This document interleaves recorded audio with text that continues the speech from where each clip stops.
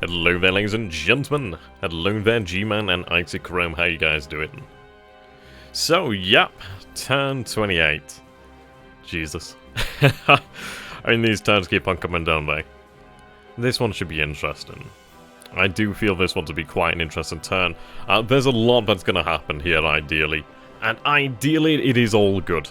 It is all good, ideally. Get the nerves already. What do you guys think of the music? Is the music a little bit too loud, or is it just about right? 718 Borneo ZZ Snipers. Epic Duck, how you guys doing? Yeah, we'll just give people a little bit of time to get into the stream. Hello there, Commissar Roach. So for those of you who are unaware of Commissar Roach somehow, definitely worth checking out his channel. Really good dude. Definitely check him out. Though Roach, I'm definitely looking at Adeptus Titanicus. Really kind of tempted to get into that. Looks pretty awesome. Hello there, Dobry. How you doing, my friend? Or Dubry. Hello there, Anno. Maybe.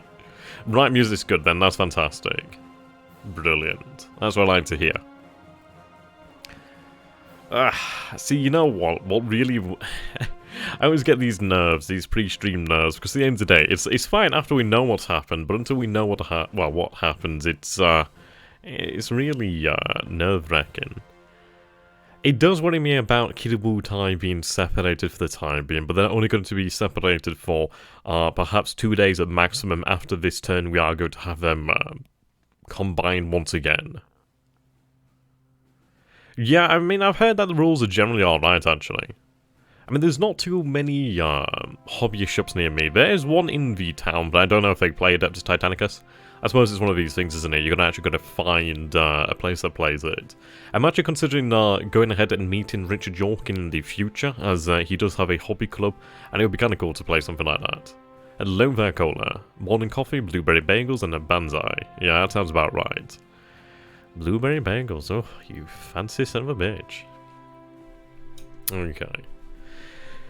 Now, I do worry about the Singapore Express. I think they'll be okay. We have detached like 2 smaller escorts of basically, well, of a single heavy cruiser and 2 destroyers. The reason for that is they will be deployed in a surface combat role, while as the actual Singapore Express itself is in air combat mode. What did you think of my master plan? Yeah, that was pretty amusing.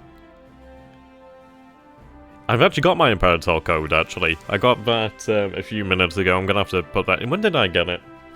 Let's have a looky. Yeah, I got my code about 5:38. I don't know, maybe download that later on. I worry that THG might see the importance of biplanes if you ever become self-aware. Yeah, if they ever become self-aware, that'd be amazing. And can you look at the name of the turn? Yeah, let's go ahead and do that, shall we? So it would be 15.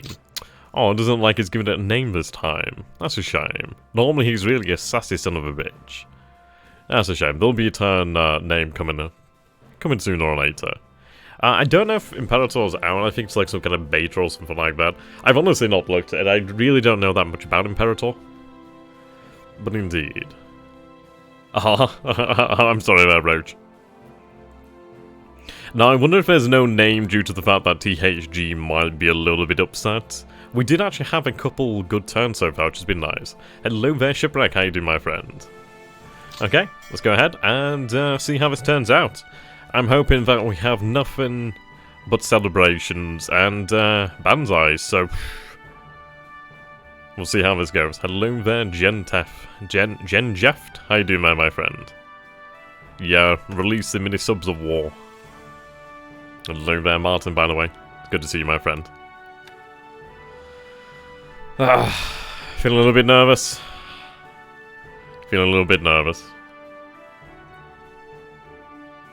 Hello there, John Murphy, and hello there, Diligent. How you doing, my friend?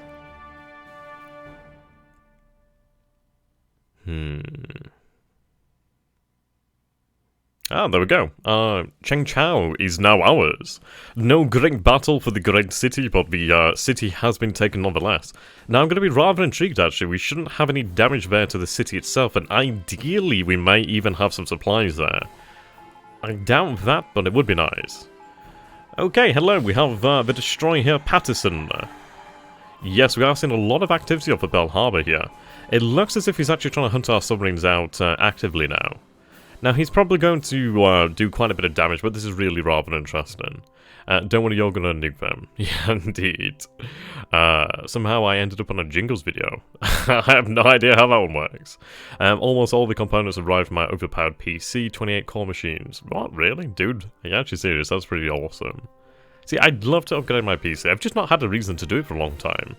Okay, let's take a look at this. So we weren't aware of at least one of his groups out beforehand. It looks as if he's really using the destroyers he has over here at Pearl Harbor. Which is more than likely. Yeah, damage to the industry. Well, the industry isn't really particularly why we want the city. It's a nice city, but it's more so for the strategic location on the rail line that we want it. But so far, I 7 evades here. Okay, Task Force 294 encounters the enemy. So, here we have the Singapore Express. Ah, right, okay. Range 10,000 yards. It looks as if the enemy's pulled out there. Right, let's see here. Yeah, both task forces evade combat. Of course, we have set the Singapore Express to, well, do not engage, basically. Low threat threshold. Now, of course, they could take this. I suppose the issue is now he's going to know exactly what I have in here. But I suppose it was to come anyway. He would have had intelligence here. But we can see here 1, 2, 3, 4, 5, 6... transports over here that we should be able to hit. Improved night sight under 100% moonlight. Yep, we have 100% moonlight here so far, which is going to be really good. Really good for us, and really good for THG as well here. And discretion of a subs needed in Pearl Harbor, true. Right, we've merged. Ah, right, here we go. It did sound like something here, a mine then. So this is the fast transport mission heading down here to Mersing. Now, the enemy has taken a pot shot over here. Yep, the KX-VII launches 2 torpedoes at the torpedo boat Hyodori. Hyodori? I mean, good luck to it. I mean, that's a really hard target to hit. Really fast, really maneuverable. Yep, our forces merging there. Right, sorry. What do we have here? So, Suta. Yep, Suta putting off the depth charges here. Now, we weren't exactly looking at this area, but that's rather interesting information there.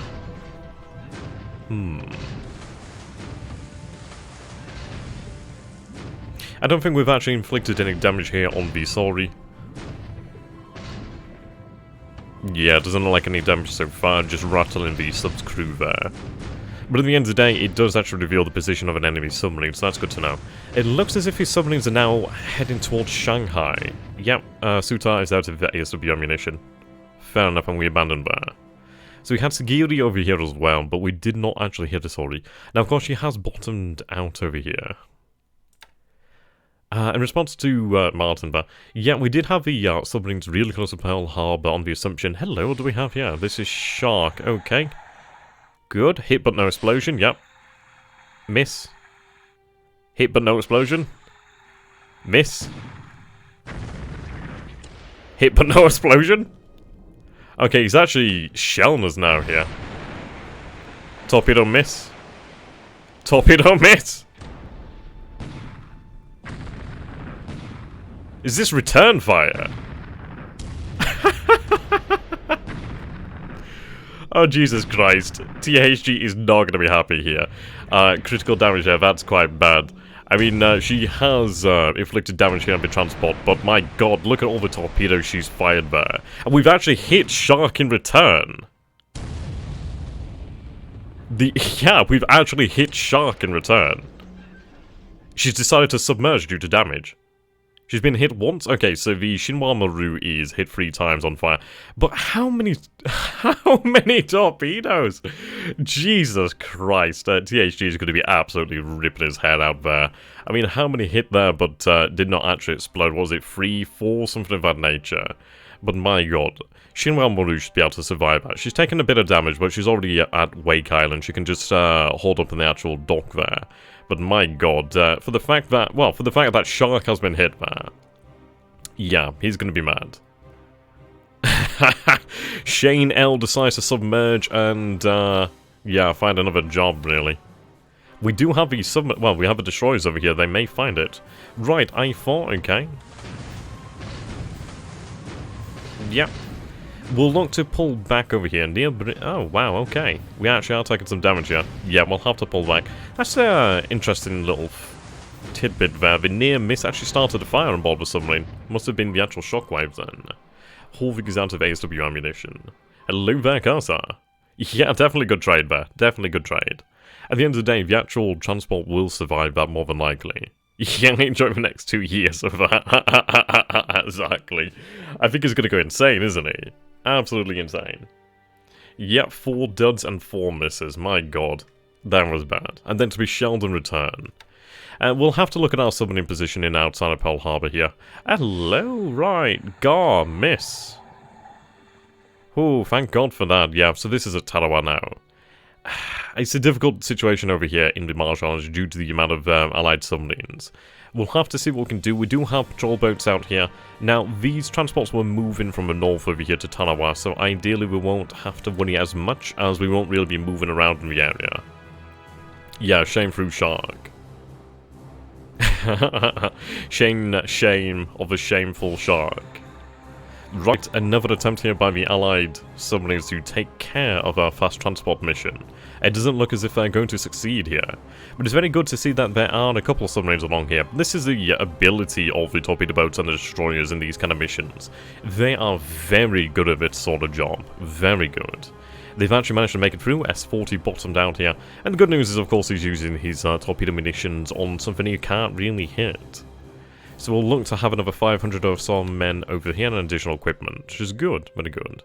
We'll look at actually sending some additional supplies over there in the days to come as well, maybe through hit but no explosion. Yep, THGE is going to be losing it today. I mean, I feel bad for him, and the ACM is the only thing over here, really. What's up there, Justin? How you doing, my friend? Well, you've just missed the fact that THG is going to be ripping his hair out about his actual submarine performance. The lucky Mark 14 strikes again. Yep, that was fast, yeah, indeed. We did put those bad boys on full speed, and yeah, they can definitely make it there. Now, let's see what our own submarines can do here. That's what I want to see. Yep, we're unloading over here on Bursing, so we have made it in there to reinforce. We do have the destroyers and torpedo boats. They will fire their guns to suppress the defensive guns here. Now, ideally, they don't receive any counter-battery fire, but I suppose it's not... Oh, wow. Oh, okay. Now, these casualties are from the unloading process, I'd imagine. You have 183 guns, 15 disabled, so we do take a few casualties here, so maybe like 1/5 of the force there. But at the end of the day, they do make it in, and they will be able to recover in time, possibly. But we have managed to sneak some additional reinforcements in. We haven't lost any actual equipment, so that's okay. We can manage with that. Hit but no explosion needs to be the name of this save. Yeah, pretty much. Mark 14 is the best eye for Co-Prosperity Sphere, definitely. And the Mark 16 is any better. Anything that's not a Mark 14 will be better. Yeah, seems like the Allied torpedoes are not bringing it up today. Now the question is, are we going to see any activity from our own submarines? That's what I'd like to see. So far we've seen them hunted, we have taken some damage to some of our own submarines. We do need to be careful with them. Okay, we're now in the daytime. So it doesn't seem like we'll have any night strikes. Right. I-3. Torpedo misses there. It would be amazing if we could actually tell our submarine crews to not actually go for these sorts of targets. Don't go for the thing that can kill you.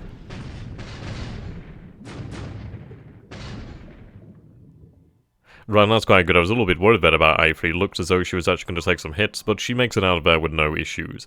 I think what we need to do here is pull back to a degree. The issue is I lack submarines with actual patrol planes. I need some float planes out here.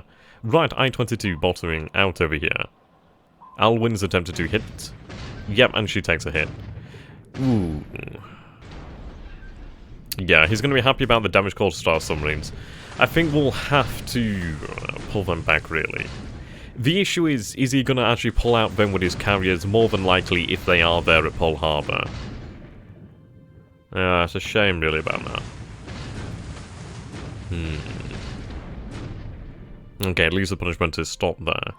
If she can make enough speed, we'll be able to get her out. Okay, 5 hits. It's not listed as heavily damaged or on fire, so she will survive ideally. Sargo. Hit but no explosion, yep. And the curse continues. Hello there, Shannon. Been a long time, hasn't it? I do hope you're doing well. Right, S-36. Ooh, we finally do have a hit on one of our actual transports over here. Damn, that's a shame. She may yet survive. She's already at port over here at San Fernando. I think she'll make it. Now, do we negate... ooh, we actually do hit the submarine over here. Yep, severe engine damage. Very nice. She may be forced to surface here. Now, that would be some payback. Either way, she's been quite heavily damaged there. Well, she's been hurt. She will survive the battle, though. Okay, heavy damage over here. We do actually land 2 hits here on the S-36. So, it's been a very interesting, very heavy submarine base episode so far. Now, we did see the Dominion Monarch over here, but it doesn't look as if we've found her. It looks as if the enemy has found us. We do still have a chance here to hit the Dominion Monarch. And this is it. I don't know where... Hello, Montevideo. Oh, thank God for that, because that is something that would hurt. 4 torpedoes. We need to get these submarines the hell out of here. Right. And we hit. There we go. There's our revenge there. We do hit a troop ship here, the Murada. Very good. Yeah, we're just showing the Americans here how to actually do this. Oh, and then she pops up and hits it with the guns. See, that's how you know it's an insult. Brilliant. 30 Allied casualties reported there. So, this is it. I mean, we have no idea what was on board this, but at the end of the day, if it's reporting Allied ground losses, then that is definitely worthwhile.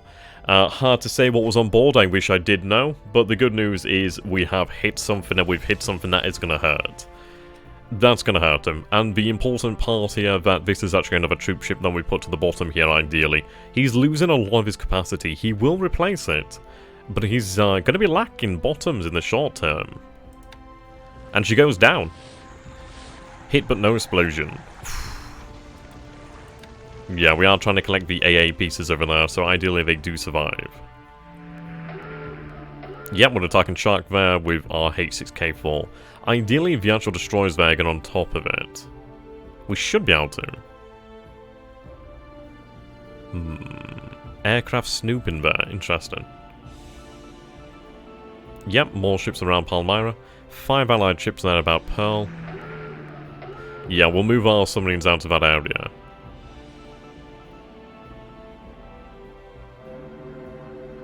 Ah, here we go. So he's finally actually launched a response here to our sweeps. Now, we do have a first squadron of A6M20s here. Yep, we're diving on the Buffaloes. This is a lot of enemy forces here.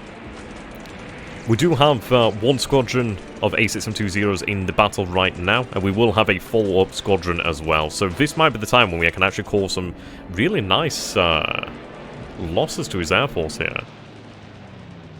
We'll see how it goes. We are outnumbered here, but not by a huge degree.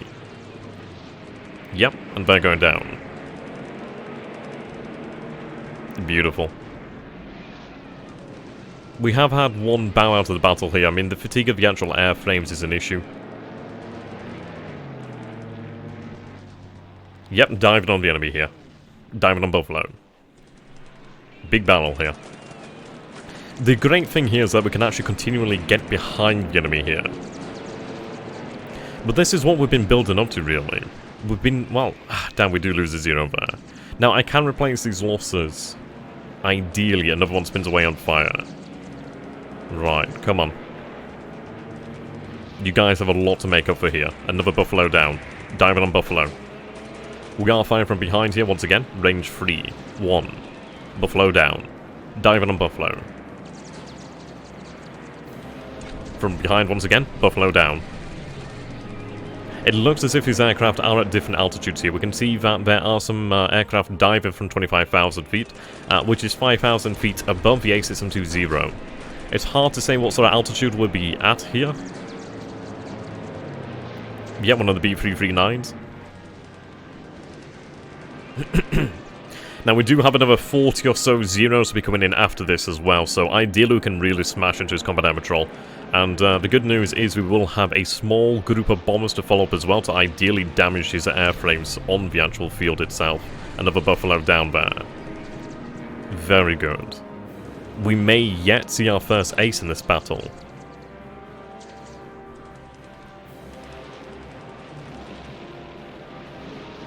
Right, another 2 American aircraft arrive.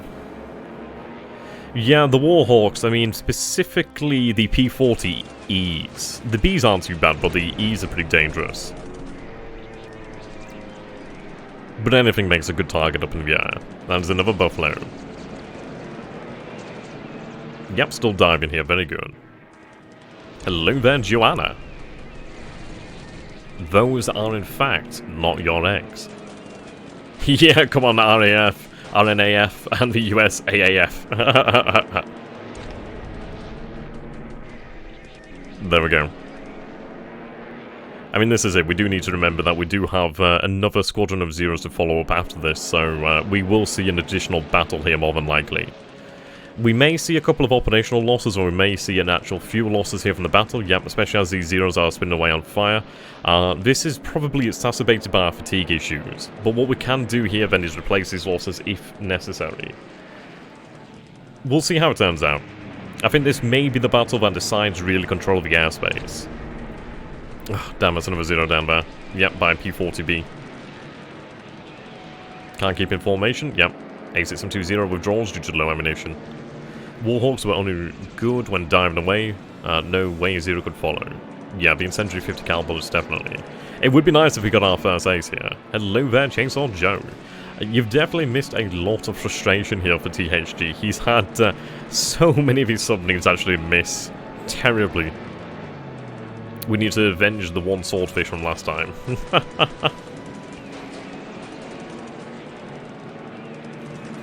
I mean, I'm a little bit disappointed that we didn't have more from our own submarines, but at the end of the day, the one time that we actually did kill something, so that works for me.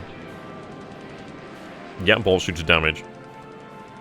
And this is the issue, we're quite a few hexes away from our airfield, our actual airbase. I wish we were closer. We may take a look at actually basing ourselves at Kuantan in the future, or potentially at Kuala Lumpur. I mean, Kuala Lumpur would be nice, pretty close. There we go, P-40E down. Damn. And this is a big engagement. Very large engagement. Yeah, the Buffaloes are definitely taking a beating.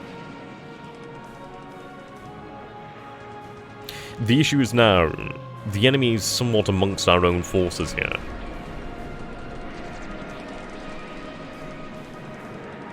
We just have to hope that our pilots will see us through the day.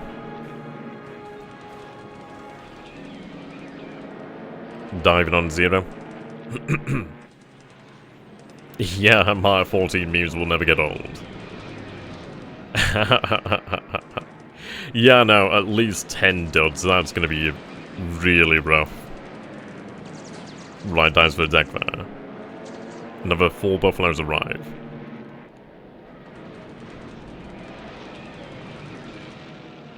Yeah, the Buffaloes are definitely taking a beating here.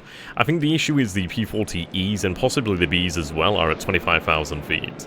Now, the maneuverability is all well and good, but I suppose the issue is now there is a lot of numbers here, which is making it rather difficult on us. We'll have to pray. But so far, we're not doing too badly. And if this is any other fighter, we'd probably been taking some pretty horrific losses. I think if we do really deal quite a high tally of losses to the enemy, we can probably spare this. I think the squadron will probably rest. I think it really depends on how many fighters we take out. What worries me though is with the actual follow-up bombing strike here at Singapore. We do have 40 Zeros, but the thing is if he gets in between the bombers, that's when things will get quite bad. We'll see. We'll approach at 20,000 feet with that strike. I'm not particularly pleased about the Zeros being damaged, but I mean, this is the issue. The Zeros are an incredible fighter, but the thing is they are fragile. I think we've so far lost 3 Zeros here, but this is a very big battle. I don't think we've seen a battle as large as this for quite some time, actually. God only imagine the actual real-life sub-skippers. Yeah, I can imagine.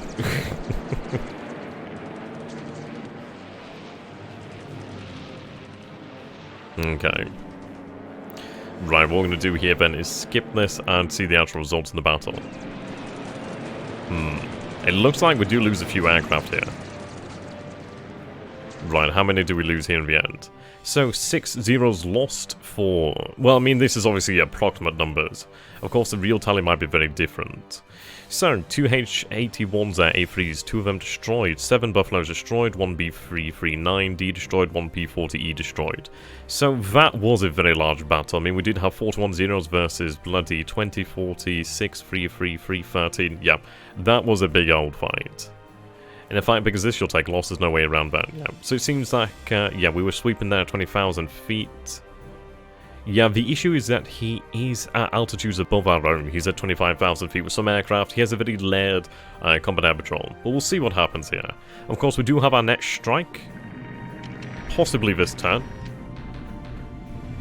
Whether it does arrive this turn or not, I'm not too sure.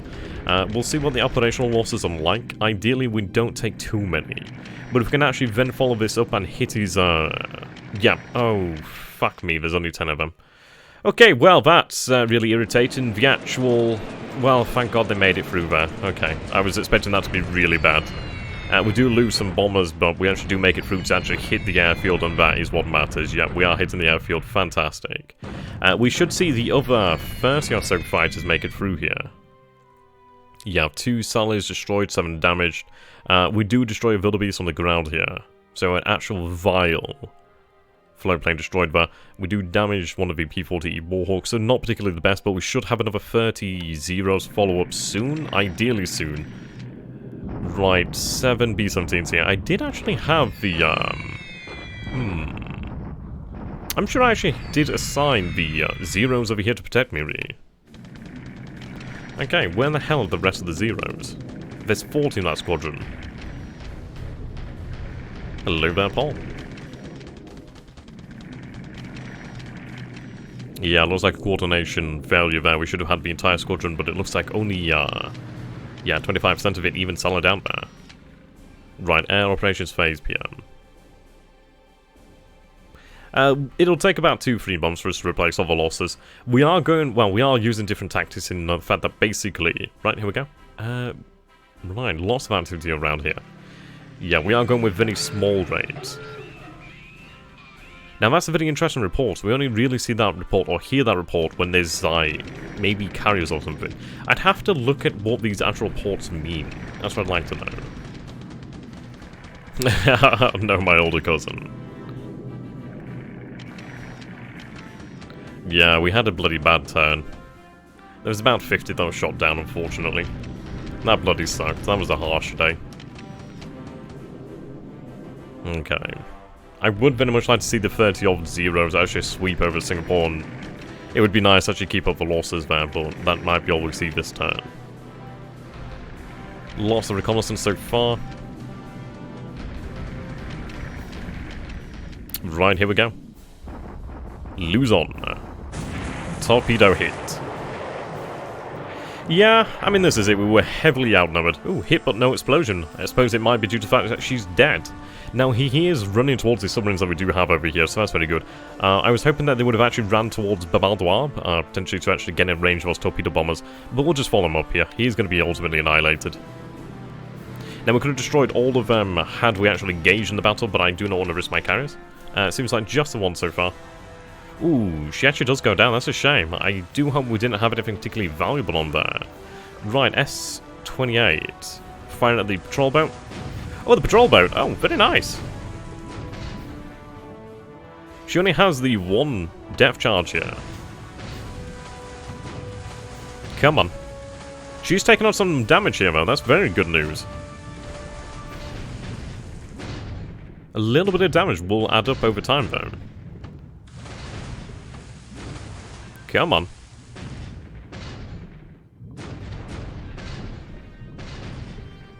Yeah, he threw basically everything there. Okay, so we actually did land 2 hits there. That's not too bad. Oh. The Yunnan Maru's taking damage here. Yep, gunfire. Come on. Torpedo miss. Yeah, gun hits. I mean, this is the issue. There's nowhere... Oof. Yeah, the Mark 14 is finally working here. So this has been a very hit-and-miss turn for him. So we have there 3 shell hits and 2 torpedo hits on fire and heavy damage. I mean, this is the issue. There's not really anywhere I can go here. We were lacking on fuel, so we are going to have to just grit our teeth and bear it over here at the Marshalls. There's always a chance that we may save them. Hello there, Kevin. It's very nice to see you as well. It only takes 1 solid hit and the sub implodes on itself. Yeah, I mean, this is it. I mean, it goes both ways. Ryunan Maru goes down. I think that is a loss of maybe about 2,000 tons of supply there, potentially. Okay. Right, we actually didn't see too many airstrikes this turn. Interesting. Right, Japanese deliberate attack at Clark. Let's see how this goes. This is a... Okay, these numbers aren't too bad. I was expecting much worse, so we may be able to break through here in time, actually. Maybe 2 to 3 days, potentially. Maybe less than that. It really does depend on the resistance here offered by the Allies. We are seeing here... Let's see... Philippine infantry, I believe. Philippine Corps. Right, a lot of this is base force and headquarters as well. These bay defenses are pretty nasty. We'll hope for the best here. But this is 3 full Japanese divisions. This is a very powerful force. Let's hope for the absolute best. It may take a couple days and we will have additional support arriving here to support these divisions.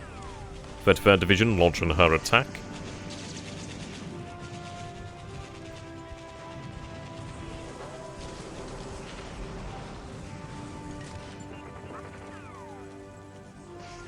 And Clark holds out this turn. Okay, so let's see, what were the losses like? So 2,835 casualties reported for Japan there. Okay, so 5 squads destroyed, 183 disabled, 22 disabled, 2 engineers destroyed, 28 disabled. Only 289 allied casualties, so not amazing casualty ratio there. But this is it, we do have to break them down. We have reduced the fortifications though, that is the important part there. So let's see here. Right. We've reduced the fortifications to 1, so they were previously fortified to level 2 here. If we take a look, 40,000 troops here, 314 guns, 42 vehicles. We do have the assault value, and we will crack this nut. It's just going to take some time and just a bit of effort. What we may do then is basically look to potentially use the KI-21s over here to support this action, possibly, but we do have supporting elements on the way. Oh, don't worry about that, my dude. It's not too bad, actually. Yeah, definitely makes it a very different viewing experience. And hello there, by the way, Duke, how you doing, my friend? Okay, deliberate attack over here at Lingayen. This one should go very well. The cannon detachment? Yep, that's looking pretty solid.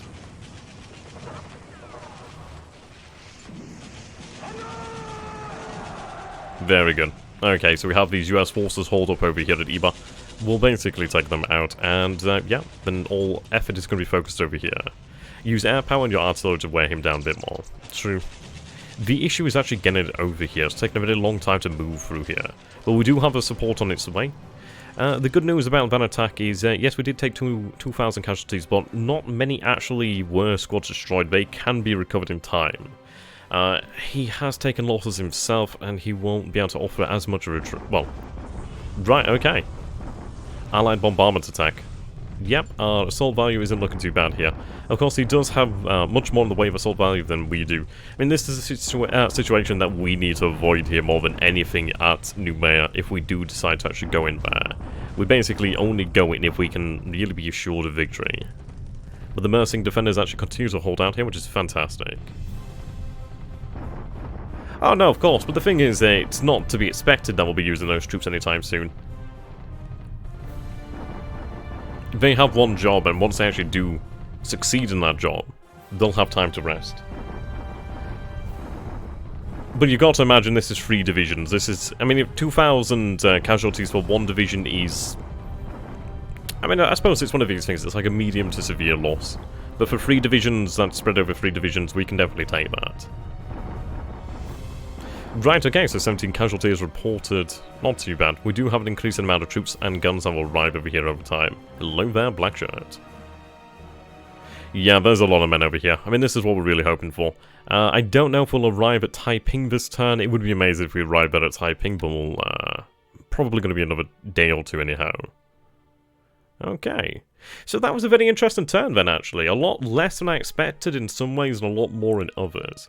It's been a very heavy submarine turn. We have actually taken losses here to our merchant marine, which is, it hurts. It does hurt. At the end of the day, every ship is precious. But I suppose the good times had to end at some point. It's a shame that we didn't see more zeros over Singapore. Now, we did set the entire squadron to actually escort them, so it looks as if that coordination did let us down over there. Hello there, Pezcon. How you doing, my friend? But we did also cause quite a bit of damage to the allies there. Chang Chau has fallen to our mighty forces, which is fantastic. I mean, that's a big one of a turn here. Now, it's a shame that Clark didn't crack immediately, but it's not too far from cracking either. Ooh, is this a new squadron arriving? Another squadron over here as well, fantastic. Yeah, we had one carrier launch. It's very interesting, actually. I was hoping that we would see more. But I suppose in some ways it's very good as well, as we didn't see anything hit our own carriers. Okay, so Kotai Nochikara has been detected, but Kiributai remains undetected here, so Akagi and Kaga remain undetected. Let's see, as far as information goes, okay, so 6,000 troops over here, still 51 guns and 8 AFVs. Now, I'm really not too sure what to make of Comac over here. It's been about 2 turns that we've run reconnaissance over here. I'm sure we've run reconnaissance over here. But it does make me really wonder, because it's like at the end of the day, I should be seeing something now. Unless those troops have been evacuated perhaps, but I'm not too sure. I think the base over here at Comac is definitely worth running further reconnaissance over. And what we could do is potentially use one of our E13A1 Jakes over here. They do have the range, just barely the range. But I would very much like to actually run some reconnaissance over here at Comac. If there's no troops at Comac, we will look at taking that base there. It would be very nice, actually. It does have only a port, it has no airfield, but that airfield could be built up, and at least it is on now fairly defensible terrain. It's very interesting. I mean, this is it. Could it just be empty? It very well could be just empty. I'd like to run additional reconnaissance to figure it out, in case there's enemy troops over here. Yep, okay. And we can see a lot of our own submarines are returning over there, as we did order last turn. Surprised he hasn't at least brought in some assets to deal with your CVs. At the end of the day, he doesn't particularly have much. Now, what we are going to do this turn is actually have the carriers and begin to move back north towards Luganville and back towards Truk ultimately. Now, what I think we're going to do over here... What the hell? Those are definitely not surface assets, those are just submarines. I can't quite hover over them. They're going to be submarines. There's no way in hell about these are surface assets. These are submarines. Okay. What did your CVLs do? They did launch one attack. I think it might have been the battle that did disorient... Well, I suppose disrupt operations there. Okay, so yep, these are a lot of destroyers. We will have to pull out of this area. Let's take a look at the damage here to our subs. So I-7's okay. Well, a little bit of damage there from being out here so long. I believe it was I-22. Yep, I-22 has been hit fairly hard. She still has the ability to make 8 knots, so she will be able to ideally make it out of here. Let's see. I-4. She's alright. I-23, she's alright. Okay. The issue is, well, I suppose the time to actually, well... It's a difficult situation. We need to have these submarines really return home to the degree and have them given their planes again. Okay. We didn't take any further losses over here, of course, as we are pulling back out of that area. PT Barrett over here. How about by Auckland? Moving southwest. Right, now very interesting. So we are seeing here 2 heavy cruisers and a light cruiser. There's a troop transport over here. There's a transport there. I-9, she is not detected. I-17 is undetected as well. What we may wish to do here then is actually try to deal with this heavy cruiser force over here. Now they're actually moving southwest, which is actually really quite interesting. It looks as if they might be heading back to Auckland potentially. And you should attack the port at Suva and Nadi Kidabutai. I think what we'll do here is, potentially in the future, there are aircraft over here at Fiji, so we do have to bear that in mind. And do you have supplies at Midway? Or the port built up, I mean. At Midway... Okay, no detection over Midway as far as I can tell. We do have 6,000 tons of supply at Midway. We do actually have just the one aircraft over here. She's really out of commission, back in commission. Yeah, she's not in a particularly great place. There's no real aviation support here. And those subs could be great as a scouting force for Wake, yeah, slash Kawa, which is why the majority of our submarines are now returning to the Marshall Islands to obviously rearm, repair, and for the most part, obviously refuel. They're not going to be doing that over here at the Marshalls, they're going to be doing that over here at Truck. And the good news is we actually didn't see any attacks over here at Truck, which is very good news. And you take a look at the sheer amount of shipping over by that area, yep, there's a lot of stuff going on there. Okay, now this is fantastic. So the AMCs of the 24th Infantry did survive. Fantastic. Of course, we did take a hit over here. Yeah, the Chinois Belle Rouge, she's really quite hurt. Fact, she's loading troops as well. That's really bad. Okay. We need to get these troops off right now. That would really hurt me if she went down. That would be 325 men, a vehicle, 15 guns, and 84. Yeah, that would hurt. I really would rather that not go down.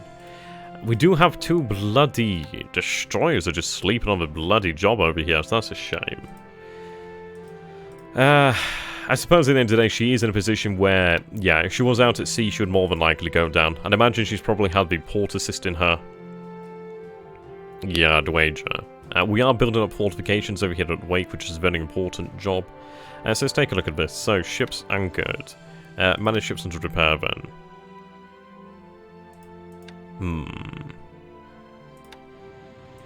See, she may not actually be supported here by the base due to the fact that she is actually a task force. Yeah, she might, yeah, I don't think she'll be receiving any support here. Yeah, it's the troops aboard that I really don't want to lose. It would suck to lose those men. I could replace them over time, but I'd rather not have to. It would suck. Look at the air losses and aces, please. Yep, sure, we'll go ahead. Actually, let's take a look at the actual losses over here to the squadron men.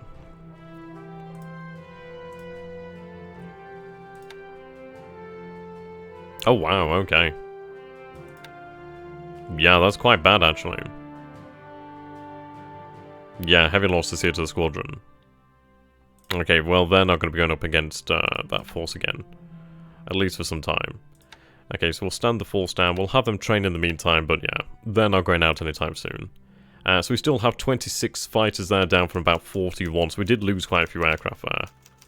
Yeah, I mean, that did cost us 15 zeros there. Apparently 11 in the air-to-air battle. That was pretty rough. We did manage to take out 15 Buffaloes. 5 H-81s. We do lose 3 counter-on Sallies. P-40 Walk. I suppose in reality he did come out on top to a degree on that battle. The issue is we didn't have that actual proper follow-up. I think what we'll do here then is, let's take a look at our other squadron. I mean, this squadron could be brought back up to service, there's no particular issue about that. The morale has, it's not suffered too badly, the morale's still good. The 3rd KUS can go over. See, they were set to actually escort the entire squadron, so it seems like it was a coordination issue there. Yeah, well, it's not been too bad. It did take some damage, but at the end of the day, they were heavily outnumbered. So it's not too bad, we can recover from that one. I do have the zeros to replace them, but I don't think we will do, not yet. I'd rather have these zeros sent to Kidabutai. Now, what we can do over here then is, in reality, let's take a look. 17 fatigue. It may be worth our time to rest the zeros. I think it's one of these things of where we well, we do need to keep the pressure on to a degree. His numbers aren't exactly great here. No striker down either, that's interesting. Yeah, we'll take a look at the aces, and welcome there, by the way, Carl. Okay, so, let's see here. Top pilots. We have our first ace! Oh my god, we have our first ace! Holy shit, that's been a long time in the making. Of the Tainan KUS squadron. There we go, yeah, look at his experience. His experience has grown here. I mean, our pilots have actually gained a lot of experience here. I suppose the issue is that we do have really good pilots, but we also do have poor pilots. It's probably poor pilots that have actually taken the losses there. But Kamihira, yes, he is our first ace there with 5 kills. 28 missions flown. 5 kills. Finally, we have our first ace. So, yeah, I mean, if you guys actually did bet on Kamihira, then yeah, you've won something. Oh dear. Okay, let's take a look at the Oscar Squadron. I know, but it's been a long time in the making. And the KI-5-3s are, for the most part, ready to go. Yep, there's one still. Yeah, that'll be ready tomorrow. I think it's the issue of fatigue, really. Now, I don't know. We'll decide on the situation. I think the small amount of bombers is making quite a good impact on his actual airfield there. I think the issue is that we didn't have that big follow-up as we should have. We should have had the 40 zeros follow that up, which they then could have actually dealt additional damage. But they did not. Do you think you're actually doing damage to his airfield? I mean, the thing is here, we don't have enough bombers here to knock the airfield down. I mean, you've got to bear in mind that Singapore is a very large airfield at size 6. What we're trying to do here is knock out his airfield. Now, of course, we're only seeing the number of aircraft destroyed. We're not seeing the number of aircraft damaged. And that's something that we have to bear in mind. Excuse me. Okay, so we have this force basically trapped over here. Supposedly 2 tankers. Very nice, very nice. We are seeing a lot of activity over here then. So AG. Ooh, hello. AV. Now then, these are very interesting targets out here. Okay, so what we're going to do here then is, for the most part... Yeah, I did have my zeros out here at Miri. They didn't actually do anything very interesting from the Armada detachment too. Yep, so what we're going to do here then is have the Singapore Express continue to make its way down here. I might have these 2 cruisers actually detached to go deal with this force potentially. Or I might have that cruiser force actually detached to head out here first, but I would rather have them head out as a single force here. We may set them to normal threat tolerance. At the end of the day, we do have a lot of cruisers there. That one day that all your salaries went to Oscar. Yeah, I know. Well, the issue with that is, I mean, that was a bloody... I mean, that was a mistake on my part. It was one that we all missed. But I mean, this comes to just... Well, lack of experience. But we are building up from that day. We have learnt a lesson there.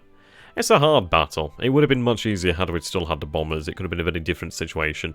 Wait, there was a betting thing going on. Yeah, I remember in one of the actual episodes where we were like betting on which pilot would become the first ace.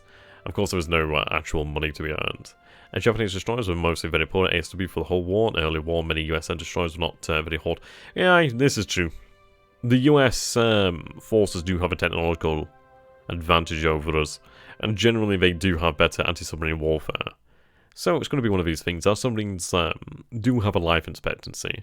It's a shame about losing this ship over here. Okay. I'm bloody well hoping it wasn't one that actually carried a 6th tank regiment. I don't believe it was. But I don't know, it's hard to say. Ideally it wasn't. Okay. I do have a bunch of, destroyers and torpedo boats over here, so we will have them actually go out there and whack them.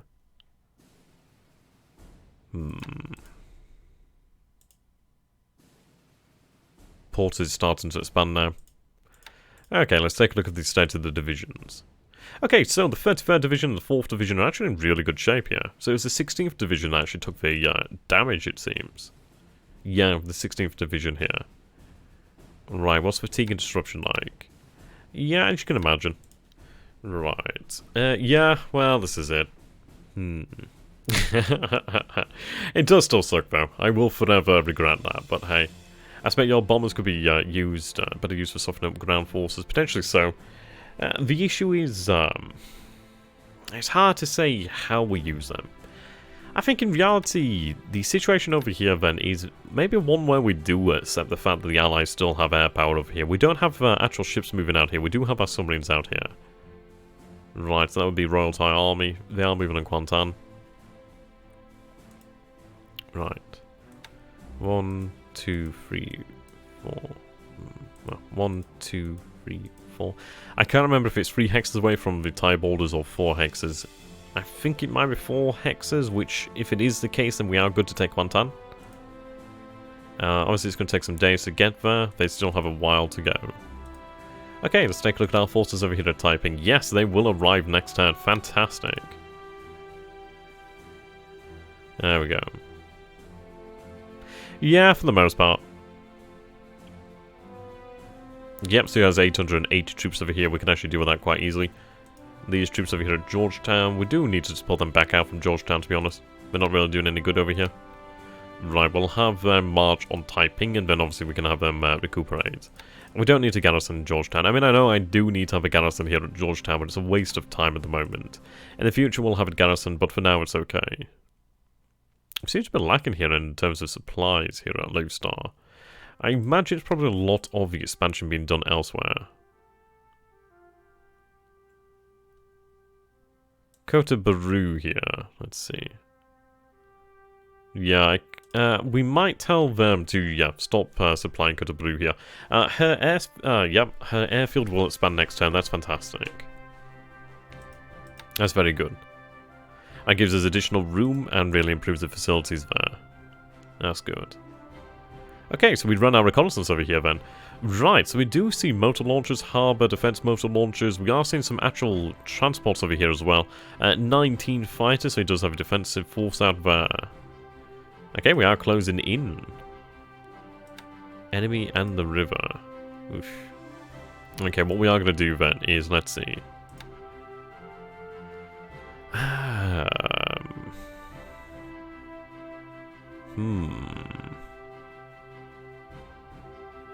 Yeah, they'll be ready within the week, give or take. Okay. We could try to move there to the south, but I suppose the question is, do we actually move to the north here to block the rail line? It's hard to say how many units are actually there, but I know crossing a river is never a good idea. What we might do here then is, let's see, they do have a fair amount of fatigue. I think I'll have them rest for a day here. See, that's the thing. He can replace those fighters to a degree. He doesn't have production like we do, as such. But he will replace those fighters, but the thing is, they're not going to be in Singapore, they're not going to be in Malaya. They're going to be somewhere else, really far out. Yeah, I couldn't remember if it was 3 or 4 turns. Issue is I can't find a bloody house rules. I'll ask him about that one. I'm sure he's not going to be too mad about that. Well, obviously it'd be nice to double check that. Okay. Right, so we do have reconnaissance over Rangoon. Actually pretty good reconnaissance there, very good reconnaissance. So what we'll do then is we'll run some reconnaissance over here to Bagul. Obviously if we can figure out what sort of resistance is there, that'd be good to know. The issue is though, how many men does he have here? 5,820 men. Yeah, he has a fair few men here. Yeah, pretty much. Okay. So a little bit more of a muted turn than we did have in the last 2 turns, but in reality we do have things going fairly well for us at the moment. Now the question is, do we launch another deliberate attack over here at Clark? We may wait a day before... Yeah, we might wait another day, see if any additional forces could arrive. We do have the cannon detachment as well as the 2 elements here of the 81st Naval Guard nearby.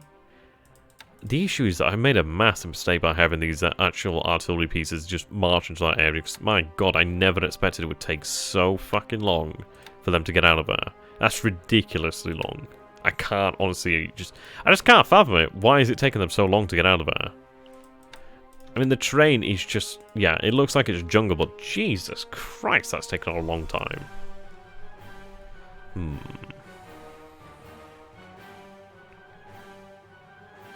That's very interesting there. I do hope they're good memories.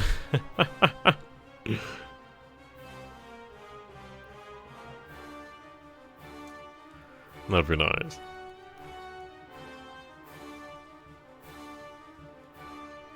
Okay. I mean, the air war has really been fought over here in Malaya.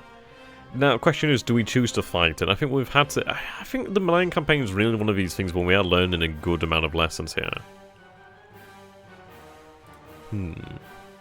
Yet the fast transports got in and they got out. Okay. So you can see our assault value here is rising steadily. 12 guns. How many guns do we actually have here then in total immersing? So 19 guns then it is still. I wonder if we didn't have the actual guns loaded board.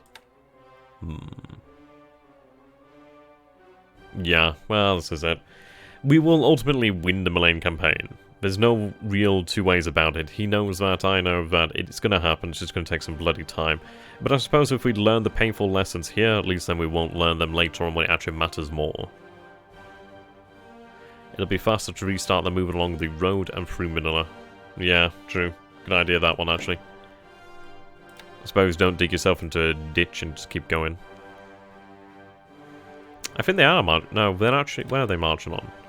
Ah, right. Okay, well, they are marching to this base over here. So I suppose they are marching along the road. So yeah, I guess it's just going to take them some time. Aye. Bloody issue. It's an annoyance. Big annoyance. Ah, right, we finally have closed in with that unit over there. Okay, so we'll have them go into a deliberate attack.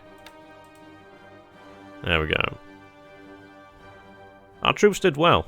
They did do well. They were going up against an enemy that does have a little bit more artillery than they do. Definitely more vehicles than they do. They've had a pre-prepared defensive position. And, yeah, they're fairly fresh troops as well. So they didn't do bad considering all of that, really. Of course, it'd be nice to have driven the enemy from the field, but that will be done in time. I guarantee that. Okay.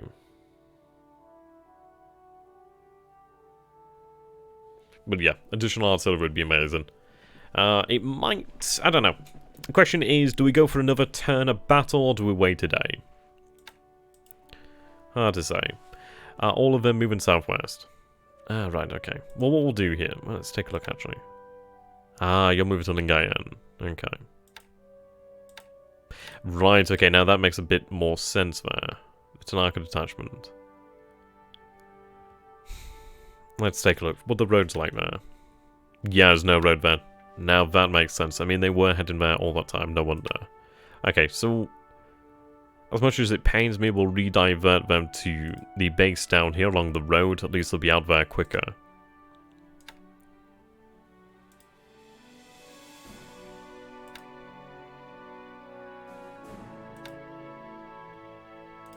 There we go.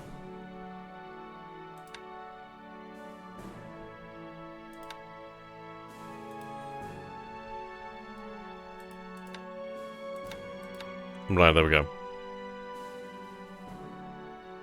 Yeah. I suppose it's not too bad of a disruption. Let's take a look again. So 28 disruption. I mean, the fatigue isn't exactly great. 23, 34.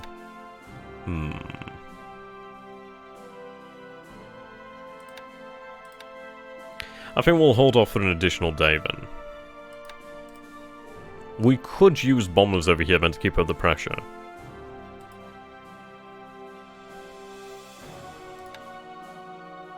I suppose it's been a very interesting turn actually. We've not had it go all our own way, but still not particularly bad.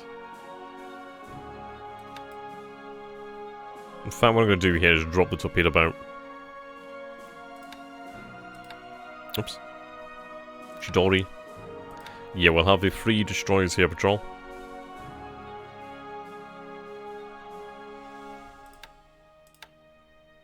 Okay.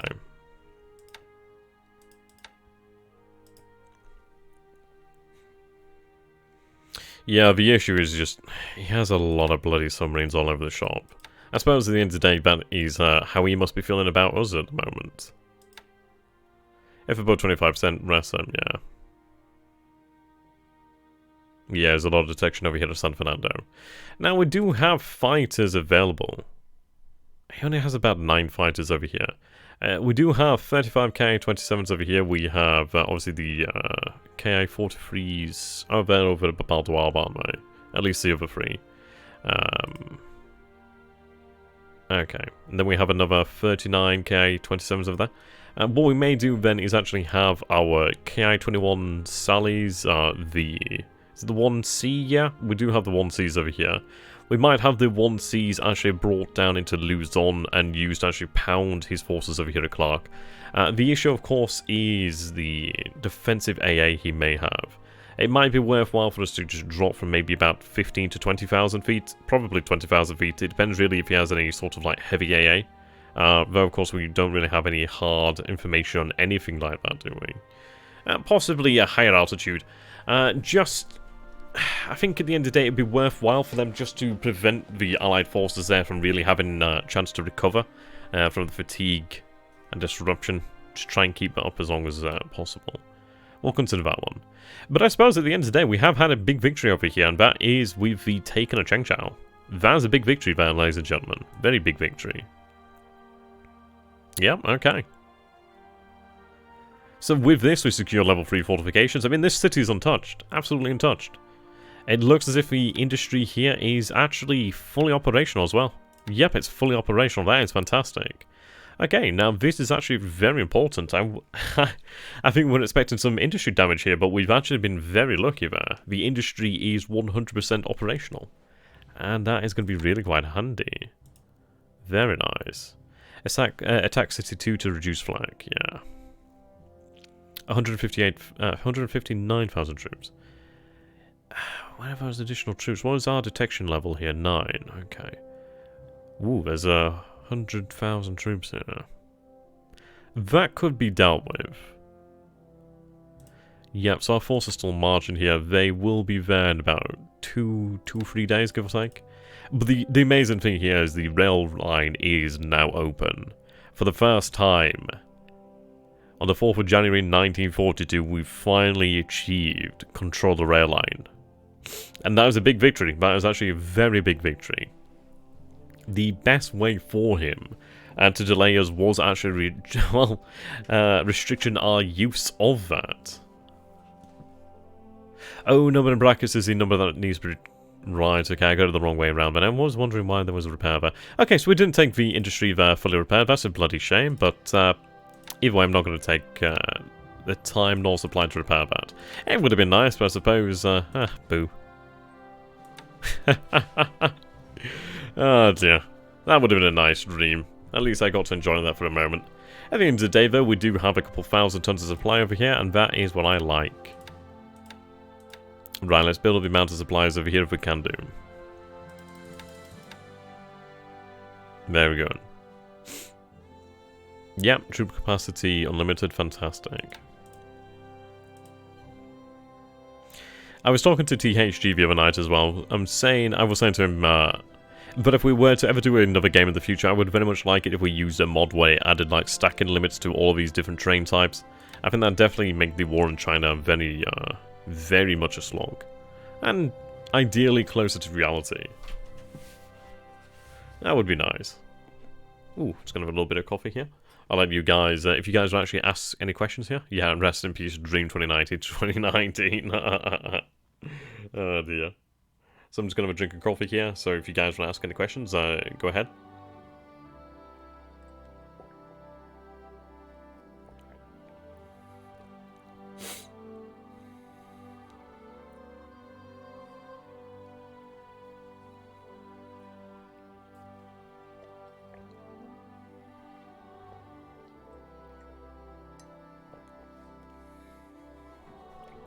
Ah, nice. I tell you, it's not often I get a warm coffee. And that wasn't a warm coffee, but maybe one day I'll get a warm coffee. Ah, fantastic! Oh, there we go. So we have arrived over here at Wenchao. That is very good. Of course, the 22nd Division did take some heavy damage, but yep, they're here. They're queer. Get used to it. I need to clean my plate. Very good. Okay, so we do have 1,000 assault value here to take the city of Wenchao.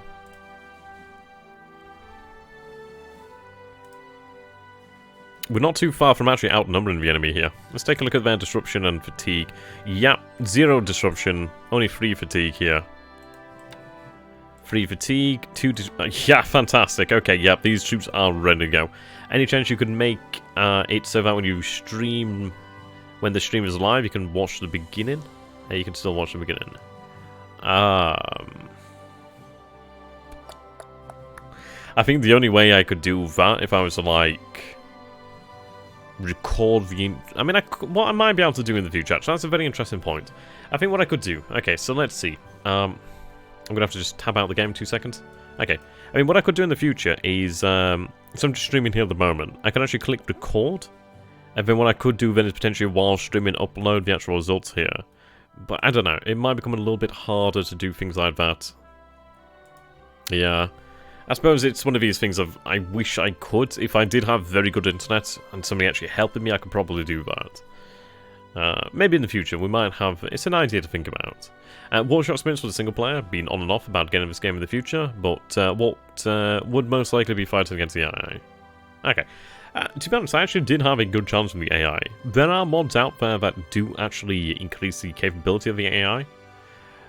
It's capable. At the end of the day, if you play it as the Japanese, I suppose you're not gonna have... I don't know, you'll have a challenge. It's hard to say, really. I think you'd be better off playing as a Japanese to an extent, as at least in the Allies. I don't know. It's one of these things. The AI is fairly capable. You can finish stream and restart for new turn openers. Potentially so, but then it does become a little bit of a logistical nightmare. We might consider it, though. We might consider it. And if people would like that, I mean, what we could do is potentially put some sort of vote out there and let people decide. I don't mind doing it. I don't mind doing it. Are there only historical assets in the game? I know British tanks in Malaya. Because Churchill sent them to Soviets instead. Right. Well, there are mods out there that do actually dabble into alternate history, but as far as I can say, I do not believe you'd see Churchills in Malaya. What is the time plan for the invasion of New Caledonia? That is a good question. Okay. Send out bombardment with ships and air force to disrupt him. Are we talking in regards to the Philippines, or are we talking in regards here to Chang Chau? And because of Chang Chau, we can actually do that very easily. We do have the Ka-21s very close by. I could probably arrange for some ships out here to actually go bombard there. I don't think I have actually many true warships. I do have a couple of destroyers. We aren't aware of him in this area, though. That's a difficulty. He is blooded, disrupting my economy here to a degree. Not as badly as it could be. I mean, obviously we are losing flat bottoms at the moment. We are having to divert them into China, into Korea, into Guizhou, down to Fusan. But that's not too bad. Eventually they'll be heading down here to Fukuoka and Shimoneski. Or Shimoneski, how the hell you pronounce that?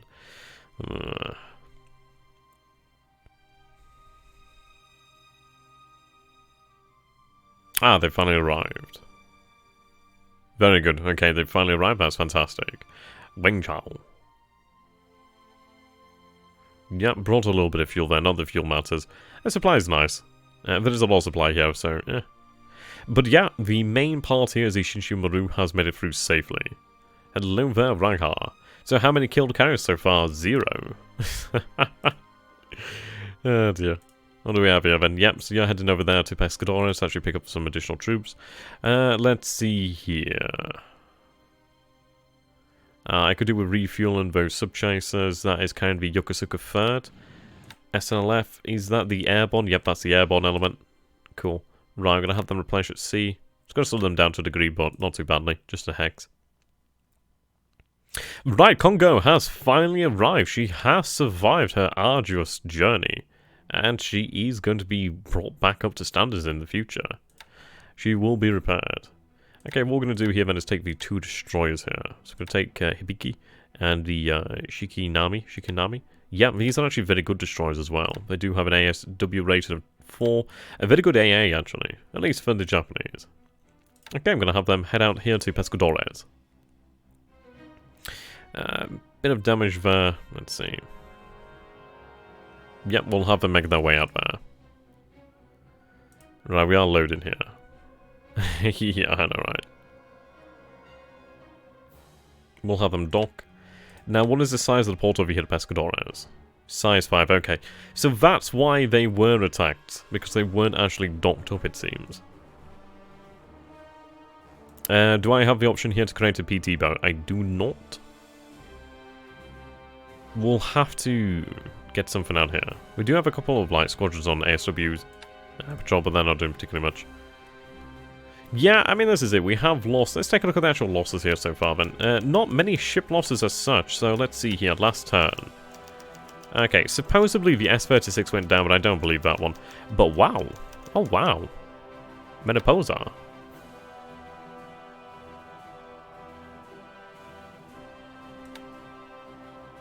Mariposa? No, that was the last turn. She was torpedoed, but I don't think she was destroyed. Is reporting it as a sunk ship, but yeah, I doubt that. Yeah, sunk date 3rd of January. Okay, so this is showing us results from the 3rd of January then. I don't fucking know. We'll just not get into that one. Obviously, this was the turn and the prior phase as well. Right, so we do have Marauder, Dominion troop class. That's quite nice. I mean, she does have capacity there of 1,300. She's basically like an AMC for the most part, but that's very good. USN Doctrine, yeah, dock and save ships, yeah, definitely. When those BBs were built, I think, was 24 knots requirement. Yeah, I can imagine. And the US Navy's problem is most of their older battleships, even when not sunk and damaged at Pearl Harbor, are too slow to escort their carriers. It'd be very interesting to actually see some US battleships out there. And then we did lose a Aiden class over here. Hukusai. Yeah, shame to have lost them.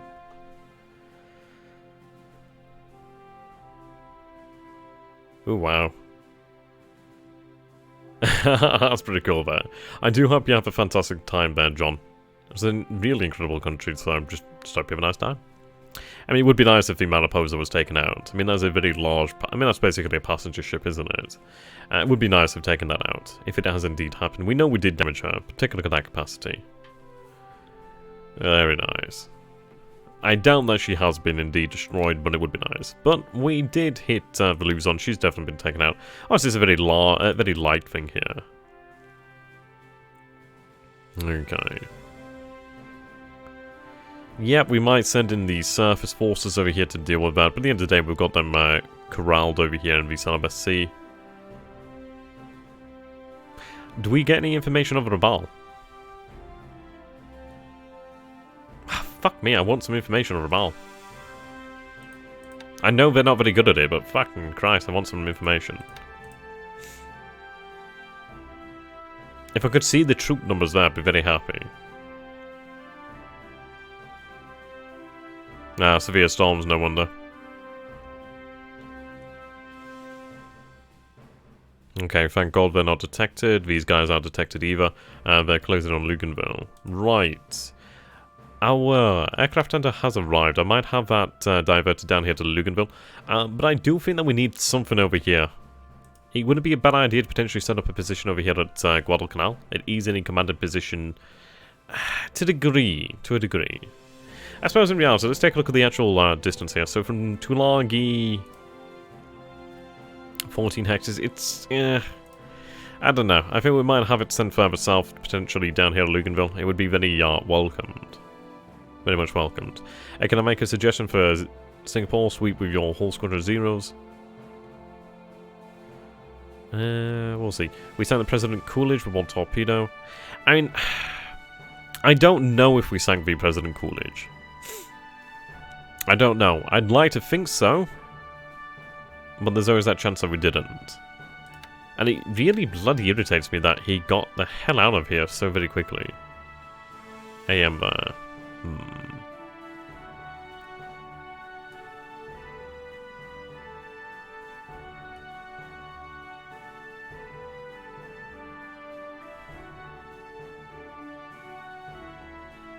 And the question is, do we actually attempt to raid here at Palmyra? We could attempt it. We'll consider it, but it is a very risky scenario. But it is actually patrol ships here. It is a risk. Very big risk. Oh, THG. I really freaking wish I knew where your carriers were. Okay. Port size 3, just too small to really protect them. Are you actually laying mines here? Do you actually have that capability?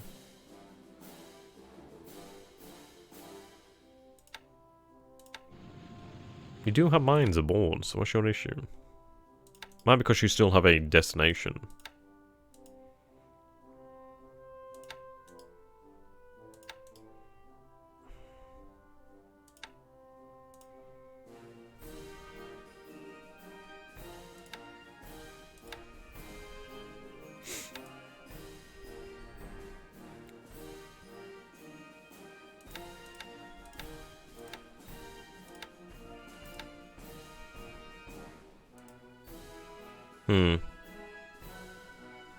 Never mind. I do need her to lay mines here, if she can. She should be able to do so. It might have been another ship that sank, that's the only issue. I don't know. I'd like to think that we sank her, but I think we always have to be skeptical, really. Okay.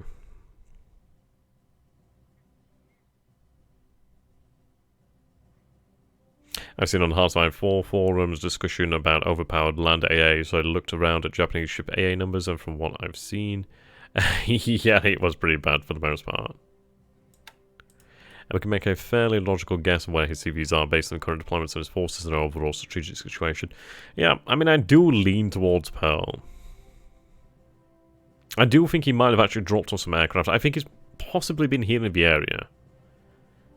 He does have a build-up over here at Johnston. That's what really intrigues me. Remember to auto-disband it. Yeah. I think we'll go for that, considering the fact it's not going to have the chance to actually lay these mines. We'll just disband it, man. That's a good idea. Okay. You've unloaded, that's fine.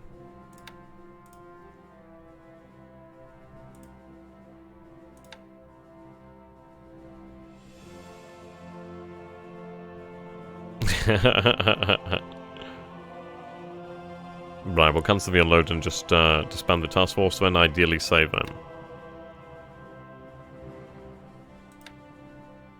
Okay. I mean, this is a ship that I do want to have survive. She's very valuable to me. He'll be happy. He's had some nice results there. I can't argue with that. Okay, so I do have another 2 destroyers over here. I could actually have them refuel from the actual port. Well, the actual ships here. We'll do that. Let's see, do they actually have... Yep, they do. They are in a state of readiness, that's good. Oh, okay. That's fair enough. Well, it's had a turn to lay her mines, and she's already been targeted, so I suppose we'll lay off for the time being. I'll do it. I don't know, no, we'll throw her back out there. If she can lay those mines, I'd be happy. And hello there, my favourite Chinese person. How you doing? Yeah, we'll give it a go with the mine lane. Not minesweeping, mine lane. At the end of the day, if she can actually put down a minefield, that would be very handy. Fellas at the top of the list, with 2 being the US West Coast and 3 being a large base in the South Pacific, yeah. Roach is talking about in terms of US carrier deployment.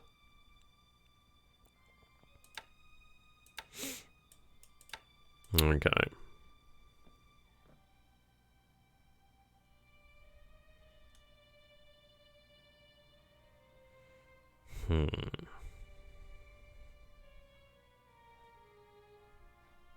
Yeah, that's a good point.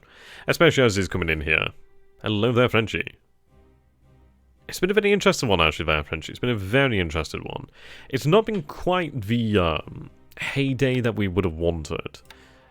He has had a lot of failed submarine hits. Like, a lot of failed torpedoes, which is rather remarkable. He's not going to be happy about that. He has scored some success, but we did also score success ourselves, which is an interesting result.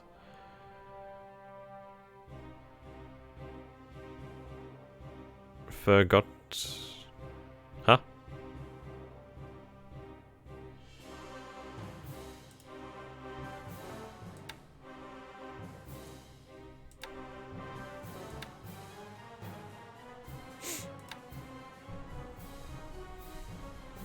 Oh. There we go. See, that's a function I don't actually use too often. Okay.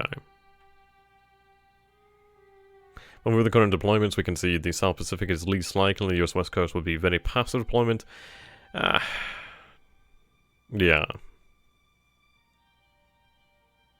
The P5N2. That's awesome, dude. Good hunting. I do feel he's actually... I feel like he's probably out here at Pearl. And if we take a look at what we know he has assets over here at Johnston. We know he has a few warships over there at Johnston. We know he has warships down here at Palmyra as well. Well, as far as we can see warships, I think there might be. Now, Midway is a very interesting island. I'm glad that we do have Wake in Midway, because this really does restrict him in a number of ways. At the end of the day, yes, I don't have anything in Midway. I have troops, obviously, that would make it difficult for him to retake the island. But in reality, I don't have anything that could hit his carriers or even threaten them at all, really. But at the end of the day, the thing is, he doesn't have control of this base. He's not able to actually reconnoiter from here. He doesn't have that ability. He doesn't know what might be here. And that's the most important thing there. It would be nice to potentially even take control of Palmyra in the future. Or at least render it unfit for service. I think what we have to do is avoid deploying large garrisons on islands. And even then, that's a difficult task. And do we deploy a garrison large enough to an island to hold the island? In a way, yes. But I think what we need to do is actually deploy enough forces to actually delay the enemy's invasion. What's your next move on New Caledonia? Seems like he fled last time. What about Fiji? I'm going to send some CVs look around there. What we are going to do here then, well, Kotai no Chikara, so the Emperor's Might, has been detected once again. But once again, Akagi and Kaga remain undetected, and that is a big deal there. So as far as THG is concerned now, he's not seen at least two carriers for 2 days now. Well, 2 carriers for 2 days now. He knows an element of Kidabutai is unaccounted for.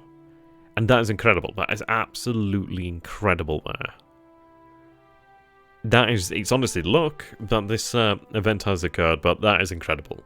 What we need to do then is, what we will be doing here is actually having our forces retire back towards Truk to ultimately go and rearm, refuel, and ideally repair. Use Midway as a reconnaissance airfield for your long-range front planes. Yeah, I mean, I'd love to actually get some engineers out there in the future. It would be a fantastic base for that. Absolutely fantastic. Very good for that. It's a shame they haven't arrived here yet, but we do have our first lot of fuel arriving here shortly, as well as additional supplies if needed. So yep, they will arrive next turn. He does have information over here, not an amazing amount of information, however. Not an amazing amount. And I imagine it's reconnaissance from over here at Fiji. Right.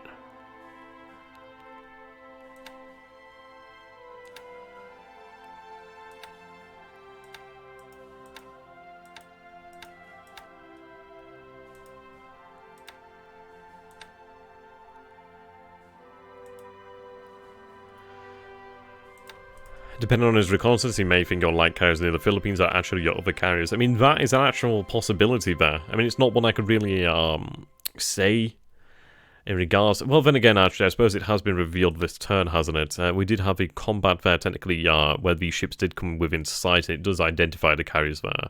And so he'll know these are the light carriers, but he still doesn't know where the 2 fleet carriers are. So that's quite good. He also hasn't seen the escort carriers for some time now, either. So that's a good thing, too. Where are your K10s? KI10s? Yeah, I know, right? Okay.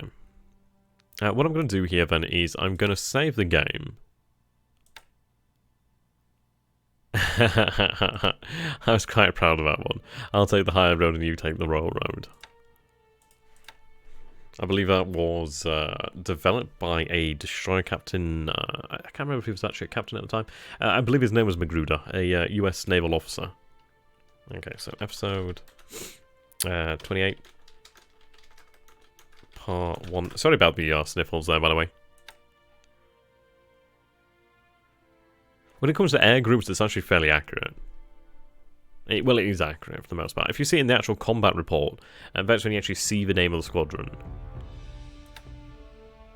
Okay, what I'm going to do is just save it again down here.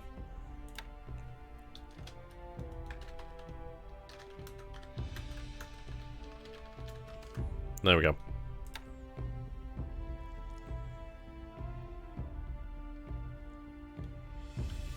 Right, 199. There we go. What we're going to do here is go over to this.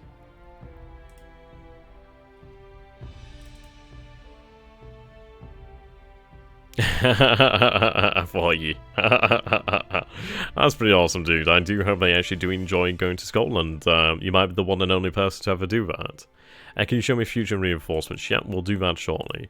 What I'm going to do here is actually put this quickly into the tracker, but I'll definitely get back onto that one. Just remind me in a little bit of time. Right, move this former save at a 199.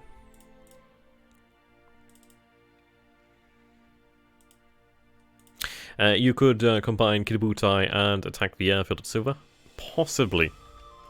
The issue is there are going to be more than reconnaissance aircraft out there. What we need to do is really put up some combat air patrol around Luganville. Okay, we'll start the tracker. Ideally get some information that we can actually use. That would be nice.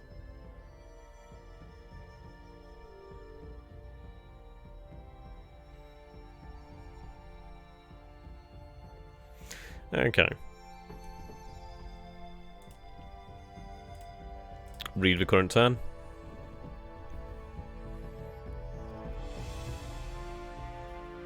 There we go.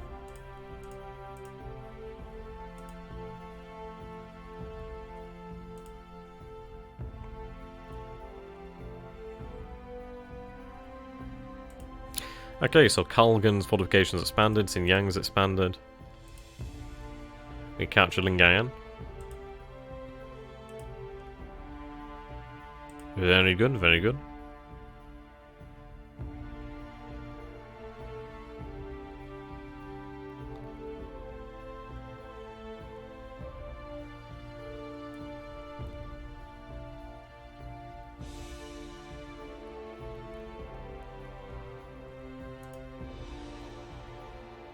Okay.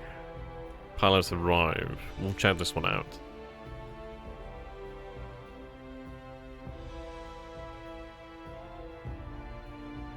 Yeah, you are right. Let me quickly show you that one. See, the issue is, if I go down here, and let's say Gary Grigsby's. Like, let's see. There's Pacific War, which I suppose I'll just put it as Pacific War, but there's no other option here. It's a bloody annoyance, I know. It really is an annoyance. It irritates me to no end, but yeah, it's not on purpose. But you are well spotted there, John. There we go. First ace, Kamihira of the Tainan KUS. Honestly, it'd be quite interesting to see how long he survives. He's actually gained quite a bit of experience, and to be honest, it might be worthwhile to actually have him sent from the front lines to the rear echelon. Yeah, I think we'll have him sent from the front lines. At the end of the day, he can actually go on then to train a great number of Japanese pilots for a long time to come, really. Okay, let's take a look at the industry. That's nice. We see the heavy industry there increase slightly. Resources, yep. Fuel, yep. 1992 game, yep. Ah dear. I mean, if I could have it as this one, I would do, but it doesn't seem there's an actual option here.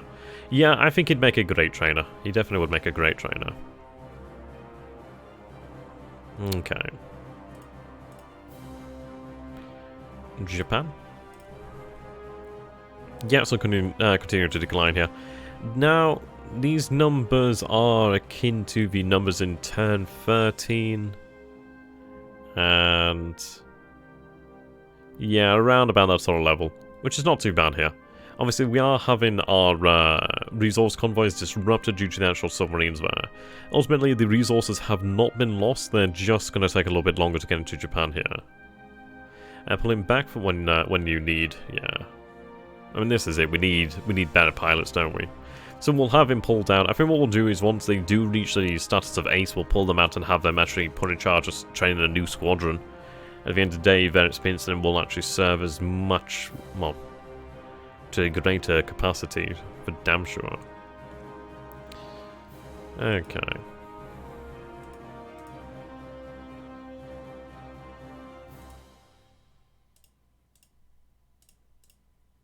There we go, so KI-43-1C production's increasing, so is the A system too. KI-21-2A Sally's increasing, we do have one of them in the pool at the moment. Again, and it continues to be the issue here, is the fact that it is the engine that's the issue. Which engine is it again? Let's go ahead. Aircraft. Is it army? Yeah, I think it's army. Does it tell me the engine? Ah, and the Mitsubishi HA32. That's the issue. So we do have a, well, we have a, bloody, what's the word now? Ah, Christ, I can't remember what the word is now. Production start? What's the goddamn word? I'm sure you guys know what I'm talking about. But yeah, we are building additional facilities here. We are currently producing 77 engines per month. But of course we are having these go out to the Ki-21s, which each of them take 2 engines. And then obviously there is competition for these engines, not just for the Ki-21s. So that's an issue. What does this engine actually go to? So the 32 serves the G4M1s, of course, as well as the, yeah, G4M1s, that's the issue here. Ah, so there, John, have a great day, my friend. Deficiency, yeah. Probably, I'll just call it deficiency there in engine production. Bottleneck, yeah, that's it, that's the word, bottleneck. It's like, you know, I just had it on my tip of the tongue and I'm like, god damn, what the hell is that word again? And like, what we may do here then is actually... welcome there, Imperator Thrawn? Deficiency, yeah.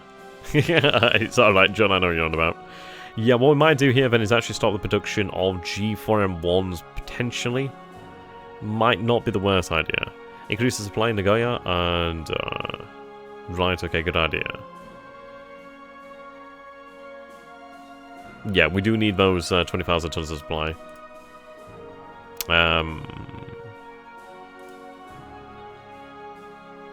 Right, hold on.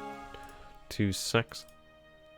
Have a good one there, John.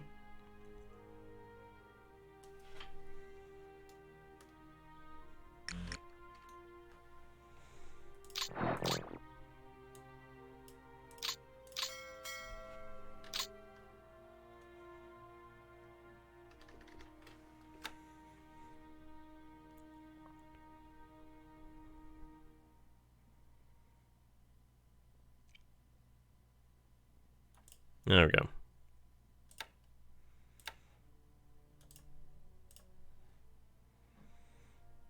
Right, so what we're going to do here then is just make another quick backup just in case.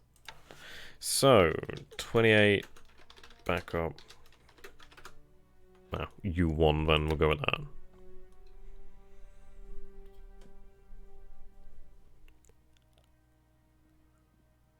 There we go. Okay, close this one here. And boom! And check to see if the HA32 factories are actually repairing right now. I think it's obviously due to the actual amount of supply here. Gifu definitely needs some. The 32 there, yeah, definitely need more supply here.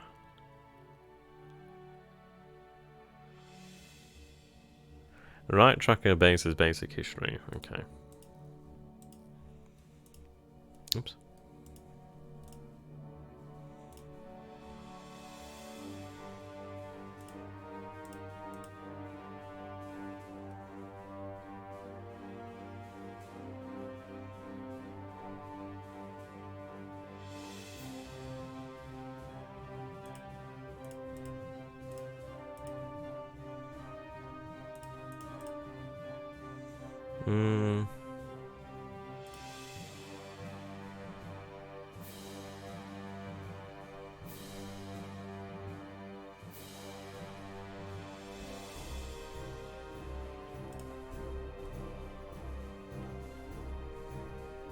Ah, there we go.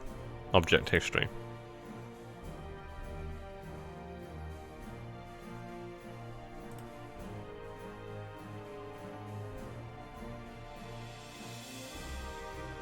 Yeah, they're definitely not repairing.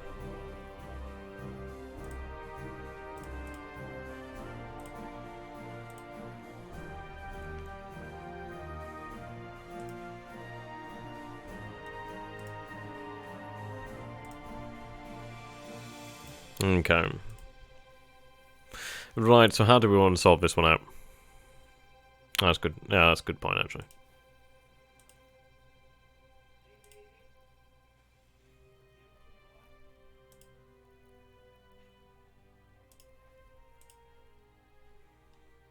Yeah. Okay. How do we want to address this one, then?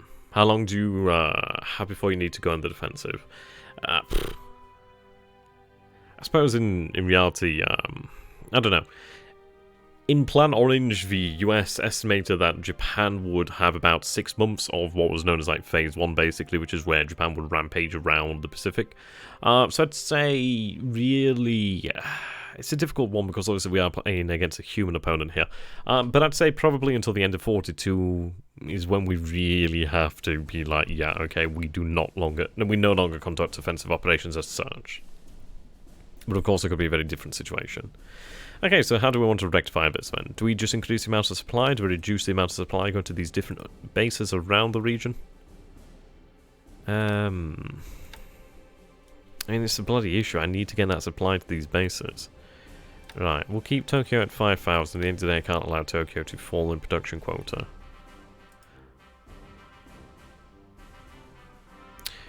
Actually, no, but again, Kyoto's actually doing fine here. We might reduce the amount of supplies required at Tokyo. I mean, Nagoya definitely needs more. We definitely need it. They're just not arriving here in this area, are they? Gifu definitely as well, Mabashi.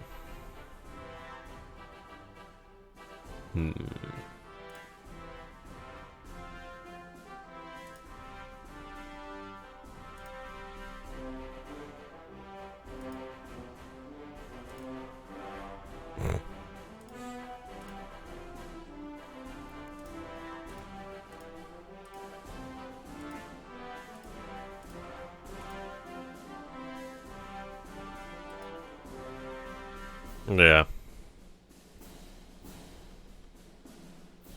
Yeah. We need to slow down a lot of things here. Okay.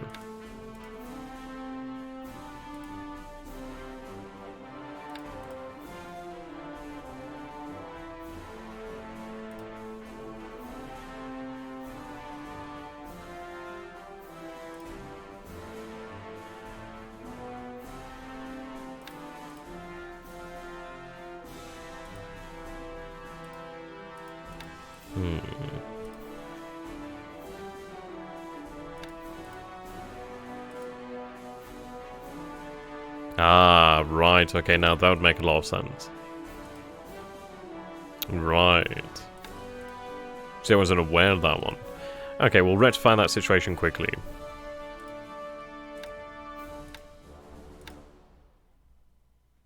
Right, that makes a lot of sense then.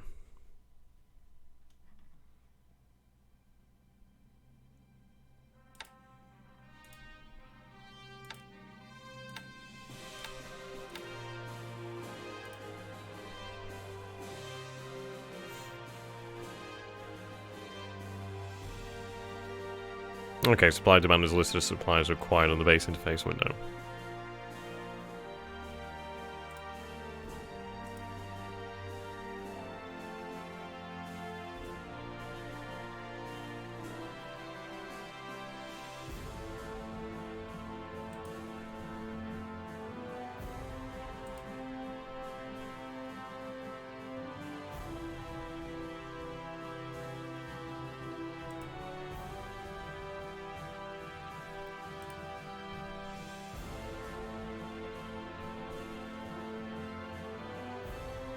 Yeah, it just doesn't seem to be increasing, does it?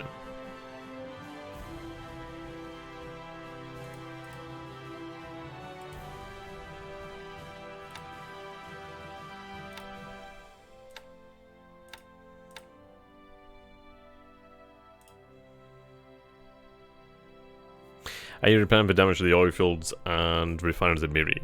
No, we're not doing that. It takes up too much supply at this point in time. We need that supply elsewhere.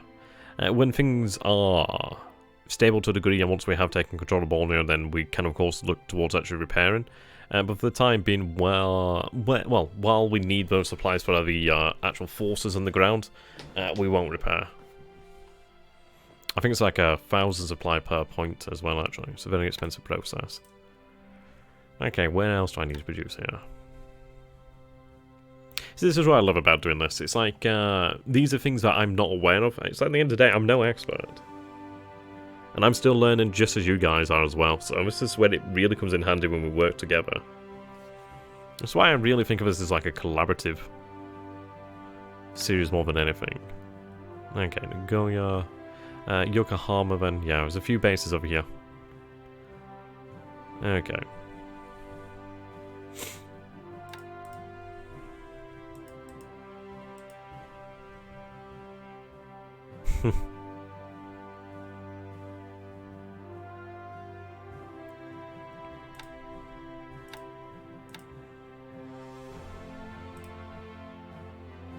There you go, so it'll take about 2-3 days for us to rectify the situation then. But once we do, at least we actually have the knowledge of how to do it now.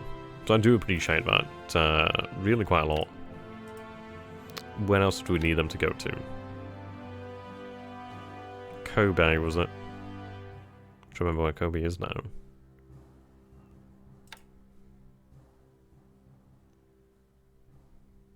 Kanazawa. Ah, there we go.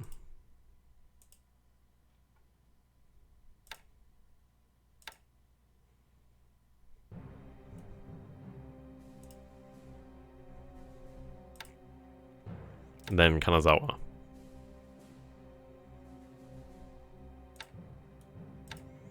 Right, there we go.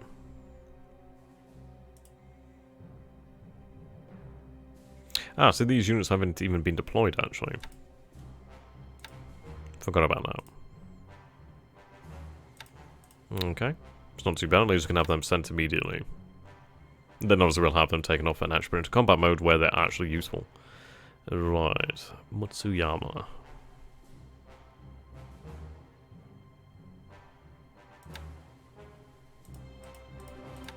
Which is there. Can we actually even get over there via rail, or do we actually have to,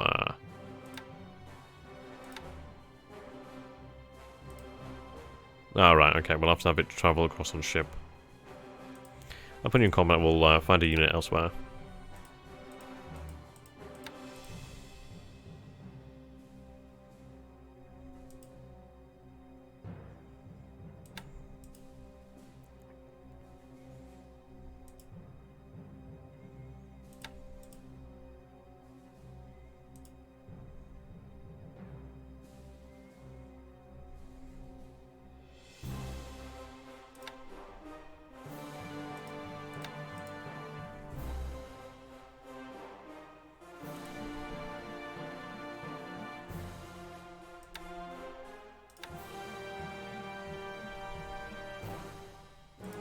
Does this base actually produce anything? No, it does not. That's fine. I can take the actual engineer unit.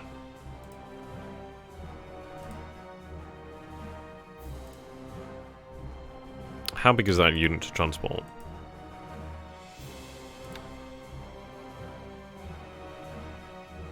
Fair size.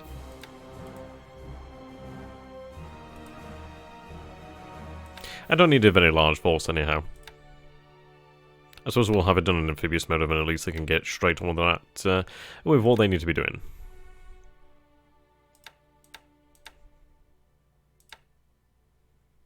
I said another one just in case. That is more than enough, but I do want to make sure. Okay, can I tell them to go and... Well, actually, that'd be too difficult. I have to go through the list. Actually, we'll get the government, so... Can't tell them to go pick up troops, that's a shame. Okay, head over here, then you can actually have those troops taken over to the island. So I'll set the home port over there. We'll have them pick them up, and then we'll move out. Very good. But no, I wasn't actually aware. Can't transport restricted units, is that show? Ah, so... I assumed so, that's irritating, though. Can't even do it when bloody... Oh, we do have a unit here, however. Heavy industry, light industry. Okay, well, not too bad, then. What we'll do then is we'll have this unit move out over there then.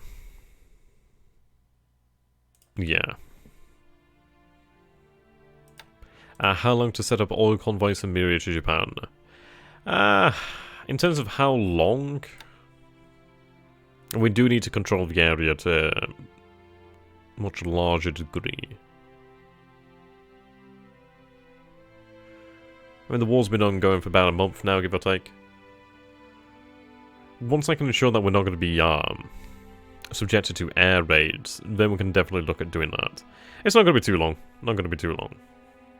You could move some AA units to Miri to protect your refineries.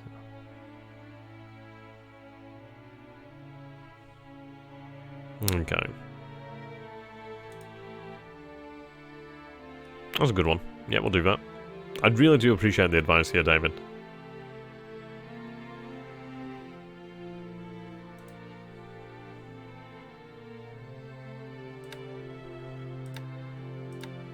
We'll have it transported to Tokyo. Well, actually, let's see.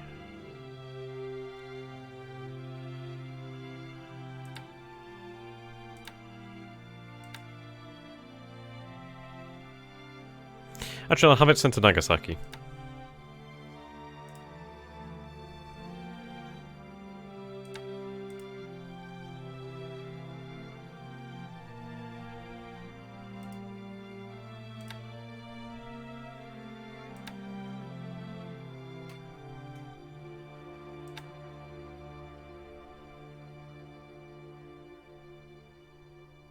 Why the hell are you on local minesweeping?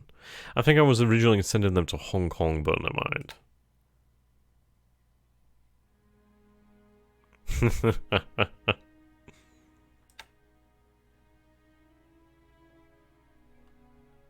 I don't know what the purpose of this one was, but what I'm going to do is actually take... Ooh, this is an old destroyer, isn't it? It could be converted to an APD. Ah, some memory glass.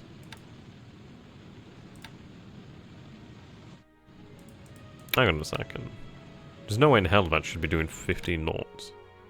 Right, expand this force. Okay. This one's intended to actually take some supply up the river here, I believe.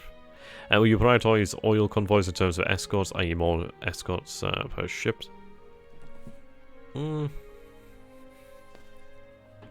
I mean, what we will intend to do here then is we do have a whole bunch of actual patrol boats that will be converted over shortly. That will finish. It's going to take some time, but obviously once they're finished, we'll have them moved in there. It's like I would like to have plenty of escorts, don't get me wrong. How we're going to run our convoy doctrine is going to be large convoys. A few large convoys with ideally as many escorts as possible, really. It's much easier on us, and at least once they do arrive, then yeah, they're gonna bring a lot. Okay.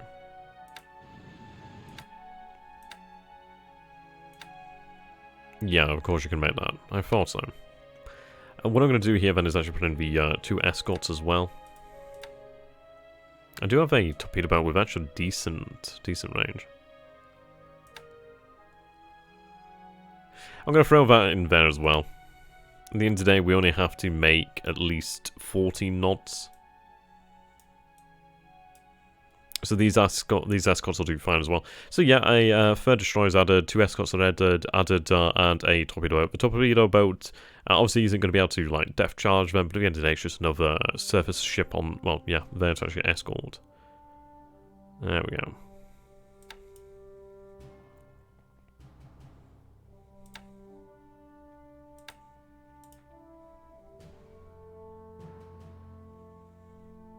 Right, what do we have here?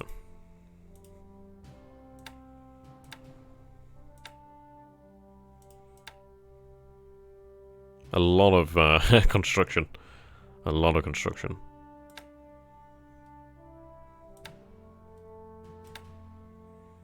Yeah, the port is being expanded nicely.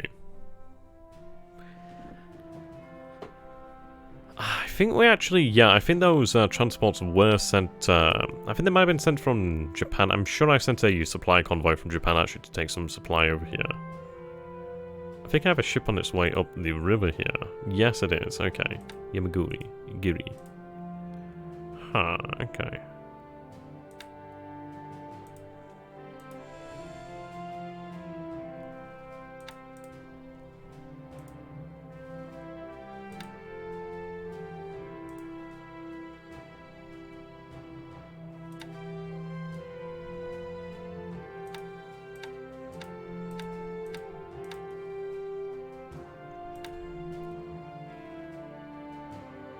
Not too far away.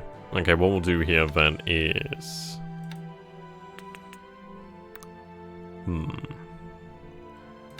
Farm new task force, amphibious.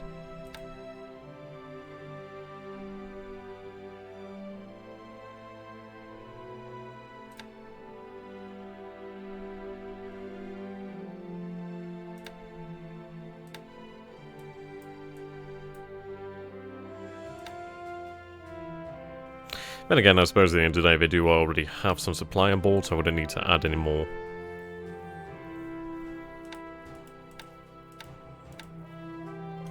This is actually a fantastic little force there. I needed able to carry a division. Okay. Yeah. This bad boy over here is going to be amazing. She's going to be so very, very useful. We do have the amphibious bonus as is at the moment, but it would be very nice to actually have a landing ship dock, which unloads even at a faster rate than other ships anyhow. We only have the one landing ship dock, so she's quite valuable to me. I think what we need to do here then is, we do have our forces, they have arrived over here at Babal now. What we need to do then is really conduct amphibious operations against Mindanao. Mindanao shouldn't take too long to subdue, there's not as many American troops out here as well. I'd imagine probably a couple Americans and mostly Filipino troops over here, which shouldn't take too long to actually subdue. Once we have control of that, I can actually look at establishing a air presence down here on the southern tip of the Philippines here. How's it going? We do need to look at establishing control of Manado, Morotai, maybe. Ternate actually has a airfield there. Yeah, so this base. Maybe not that base because it doesn't have an airfield. I could build it up, of course. Ambon is a base that actually is a woody there. I'd imagine that's where a lot of Dutch transports are going to be. Okay, let's see. So I still have here a couple heavy cruisers. What we're going to do then is we're going to take 111 and 112 and merge them. There we go. So Megami and Mikuma, Minigumo, Shirikumo, and Nanami and Mikazuki. Well, Mikazuki.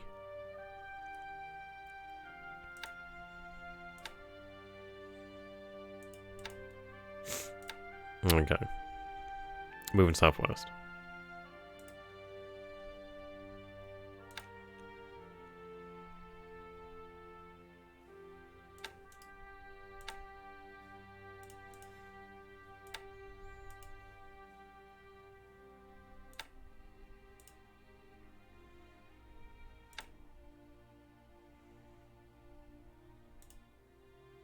They could potentially try to head to the port over here. I think we'll head them off before they could manage that. That would make the most sense as to where they would go. I don't really want to actually move into the actual ports either, because there's a potential of mines there.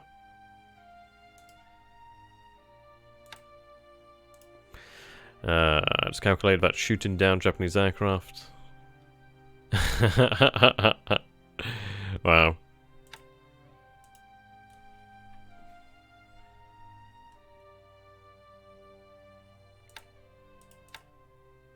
Okay, there we go. Now what we are going to do here with the carriers is it looks like a very promising raid over here. It doesn't look as if it actually has... okay, so we only have 1,000 infantry over here. I don't know, what do you guys think then? Do we take the risk of hitting Borneo?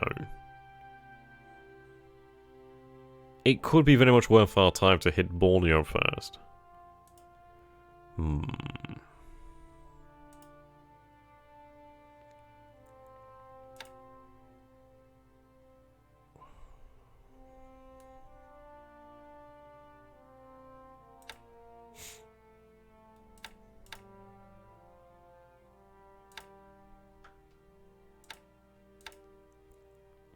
Okay, have they actually unloaded? Yeah, they're still here. Ah, Yokosuka.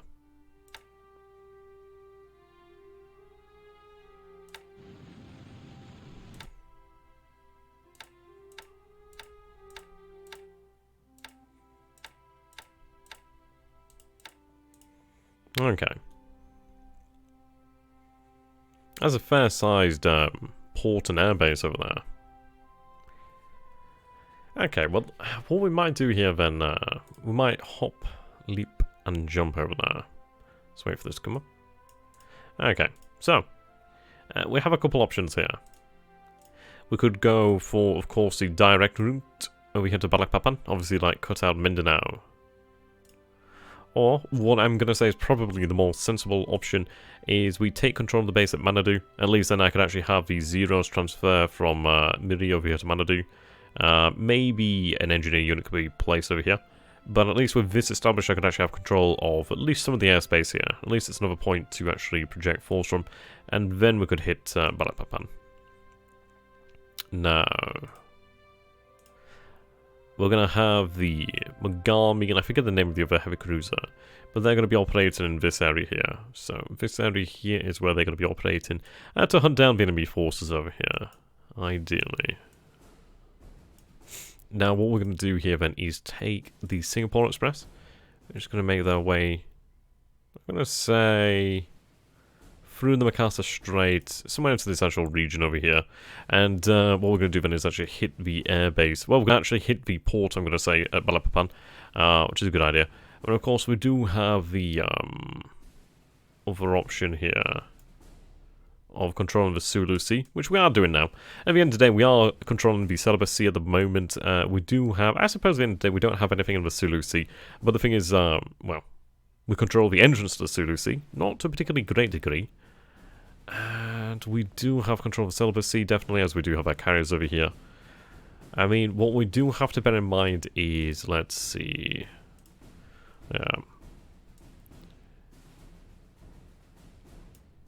Not particularly happy with that colour. Yeah. We do have control then.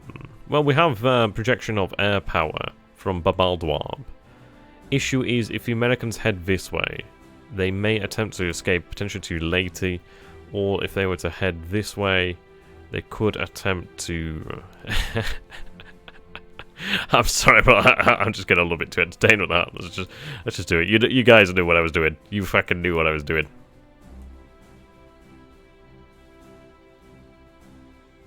There we go. Oh dear. Okay. Hello there, Samuel. How you doing, my friend? So this is a game that covers the entirety of the Pacific War, one day at a time. So what I'd like to point out here, and this is the one that I always do to try and give the scale of the game away to viewers, is this yellow box over here is my monitor. Now this is a 1920 by 1080 resolution monitor in this yellow box. Now that gives you an idea of just how bloody large this map is. I mean, let's put the actual... Yeah, look at that. That's a big old map there.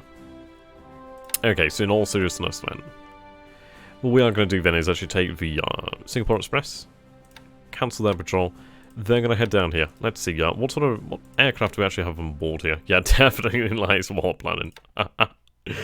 Okay, so, not much in the way of zeros. We do have some B5M1 Kates, not a huge number of Kates. It's an interesting question. What is the size of the port here? It is a size 4 port. There's 28 guns over here. I think we could potentially get away with that. There's a couple AGs over here. An AVD as well is quite valuable. What we might be able to do here is potentially use our surface warships to actually hit the port there. That could be done. Right, we have more than enough range.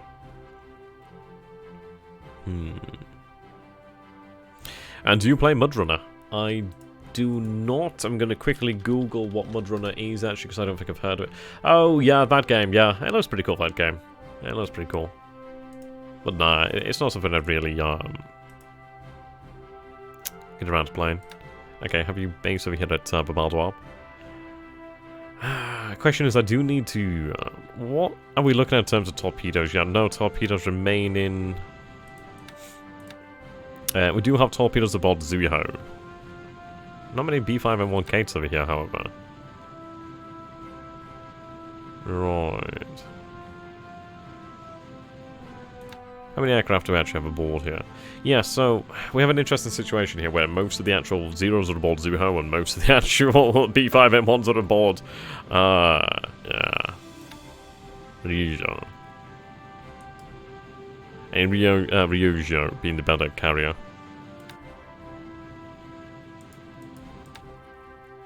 I mean, they're not bad. I mean, they are decent.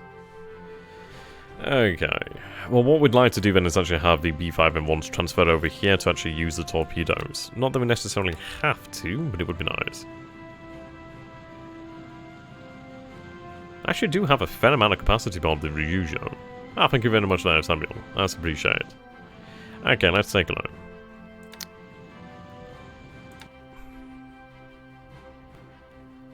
I'm going to transfer the... Obviously, we're going to have issues there. Ah, bollocks.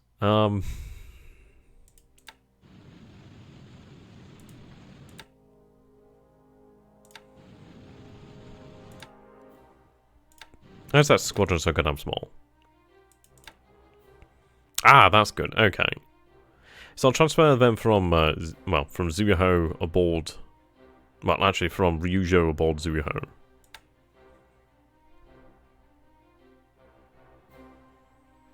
We'll just double check. Yeah.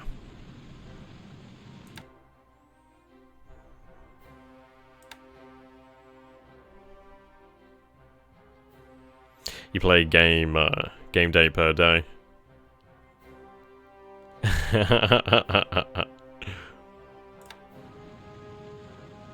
Okay, we'll transfer that squadron aboard to Zuiho.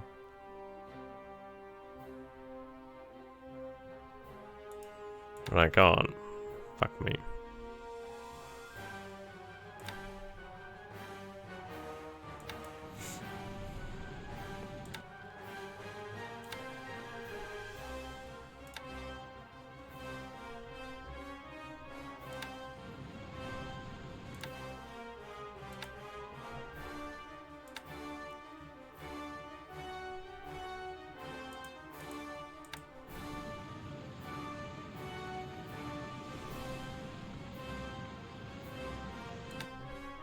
Okay, Zuiho.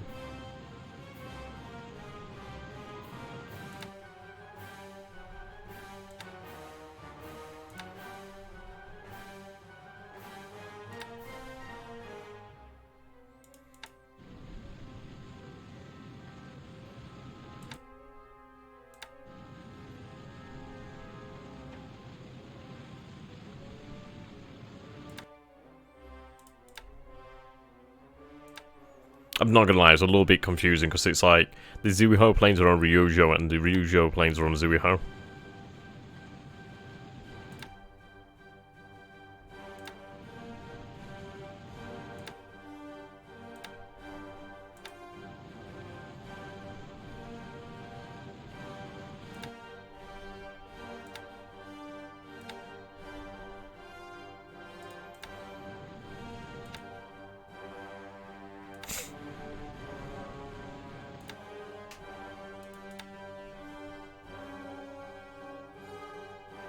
Damn it. Okay, we might still be able to get it.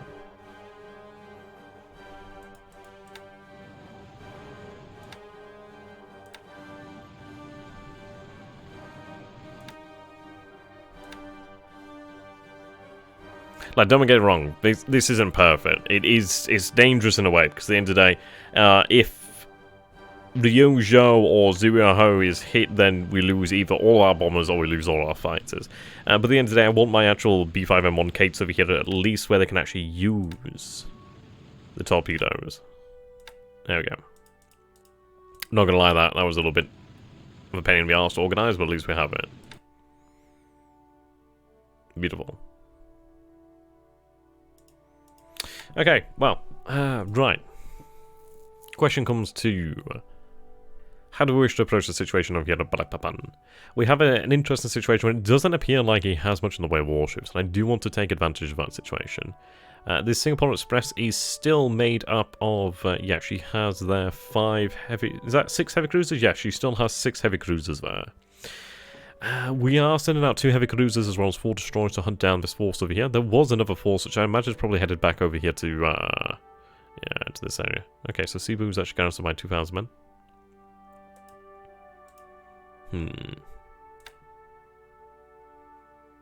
See you later, for on. Have a good time, my friend. Right, I'm going to have a move to about this position. We do have to worry about the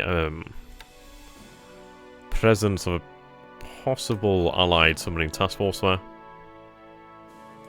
What I'm going to do here is actually grab some planes. So you're in reconnaissance there, Jesselton. You run naval search. Night operations, please.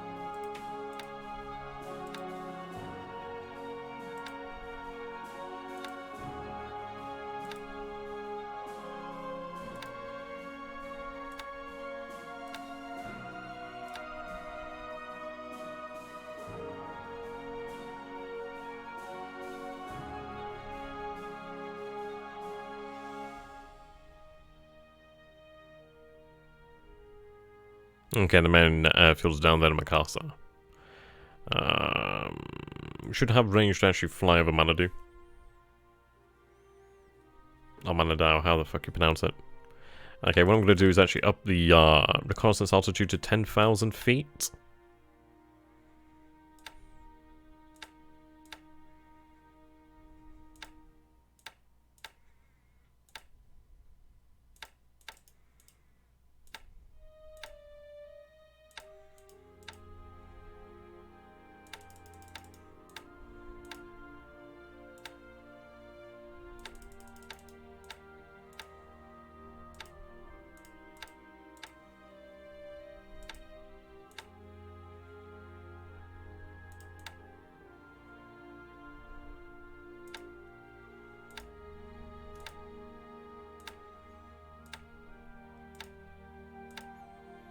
Okay, there we go. Fantastic. So we do have a couple running. Actually, what I'm going to do here then, have them run night ops.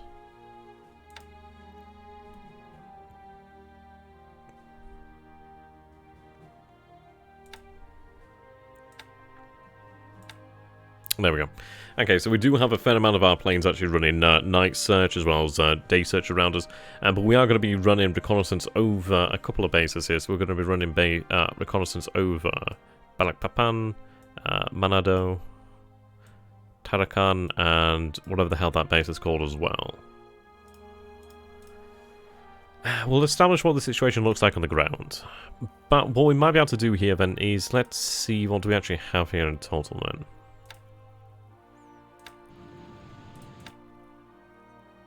Okay, so that's SLF.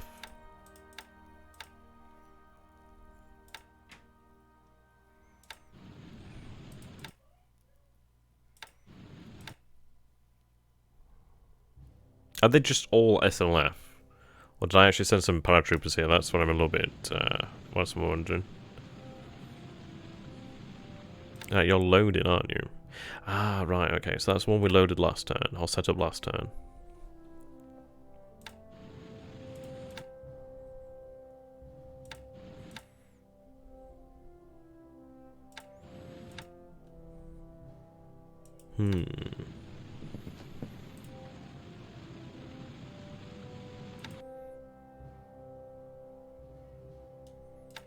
There's a lot of supplies, I'm not gonna lie.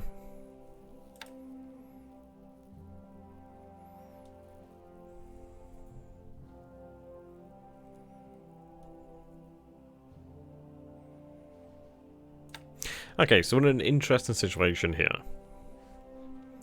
I have 3,452 troops in there. And we have another 3,312 troops over there. So we have around 6,000 troops. So we do have an interesting option here. We could go ahead and potentially divert some troops over here. Or we can set out fairly much immediately. What do I have in terms of actual warship escort? So we have here about 4 destroyers. Yeah, I was looking for the Yokosuka. I was looking for the actual airborne version. Now the actual landing troops, which are somewhere around here.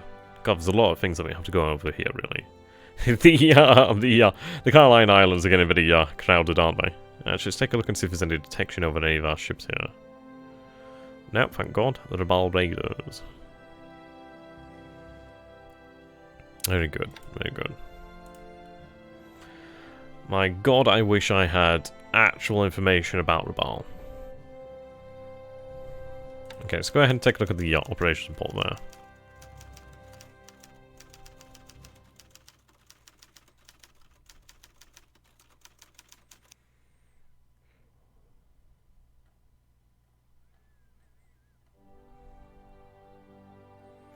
Yeah, plenty of damage on landing. Written off. Seems like a few of them made it back to the base, but were then written off.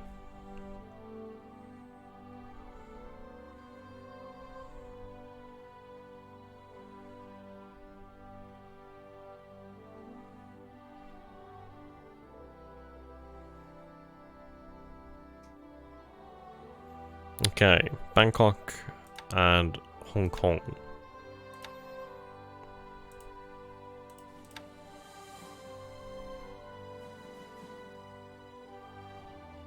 What was the name of the squadron?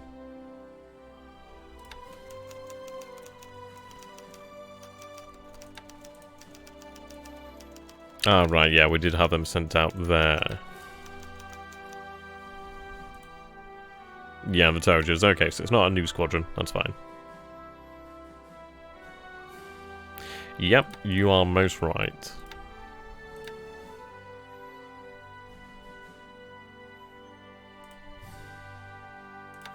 They're over here at the moment.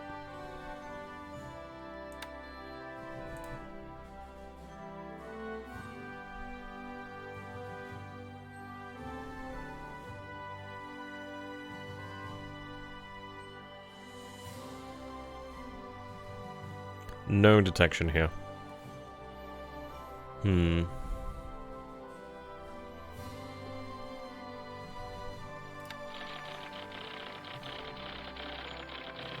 He's definitely doing something in the Indian Ocean.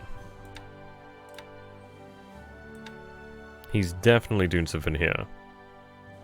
Right, apparently there is a transport here. Shock.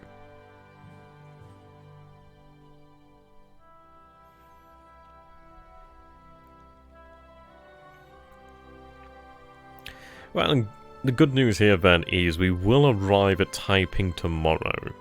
Now, once Taiping falls, we'll actually have a good run of things.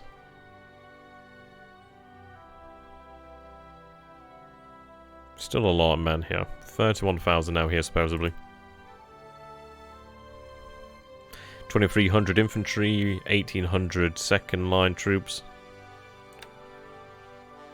Disruption fatigue's fallen, thankfully. I suppose it's probably fallen due to the fact that they're being reinforced to a degree. I imagine these troops have actually got some pretty good experience by now.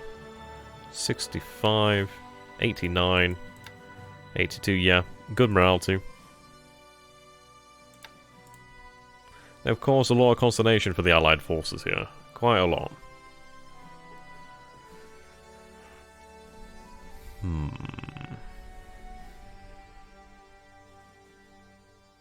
Okay, without victory at Lingayen. That does open the thing, so... Well, opens the door up.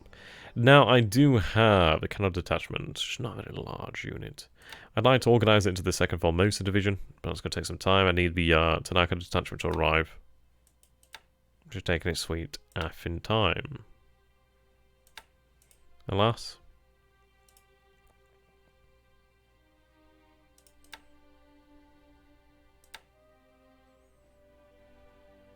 Yeah, they're making their way to Lingayen. Right, our transports are on the way over here. So we'll be dropping off quite a few armoured vehicles here as well. They're quite good.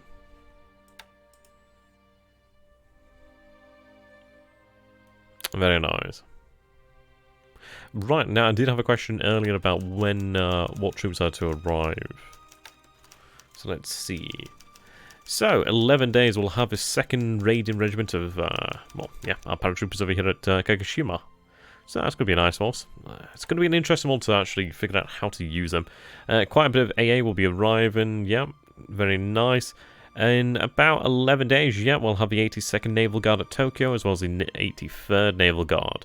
We'll have the 4th Independent SLF and the 5th Independent SLF at Saipan. We'll have the 7th at Truk. We'll have the 8th at Babal. We gain the 10th Special Base Force over here at Yokohama. Then after that, the 23rd Independent Engineering Regiment over here at Tokyo. Artillery at Tokyo. The 3rd SLF at Hiroshima. The 4th Air Division would be very nice, actually, could very much do with that.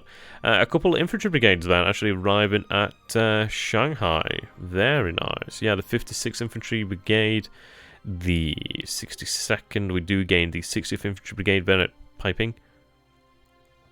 Yeah, so in about a month or so we'll have a couple of reinforcements in China, which would be nice.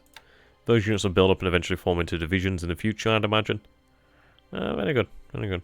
Okay. Yeah.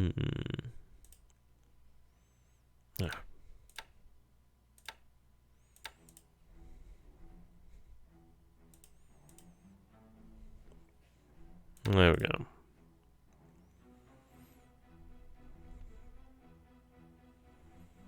Right, how is this division doing? The 34th. That's been a dire strait for quite a while. It's taken its sweet arse time to march. I suppose that's due to the fact that there isn't a road here yet. There's no road. So it's going to take a long time.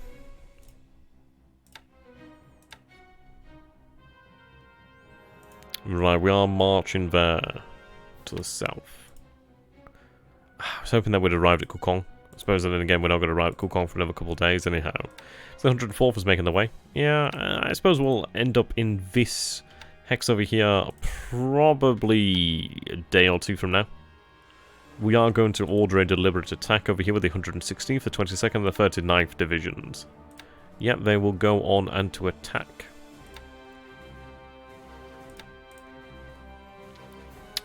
We'll order a day's pause here. So, yep, combat defend, that's good by me. Ideally, we deal with this enemy unit here. There we go.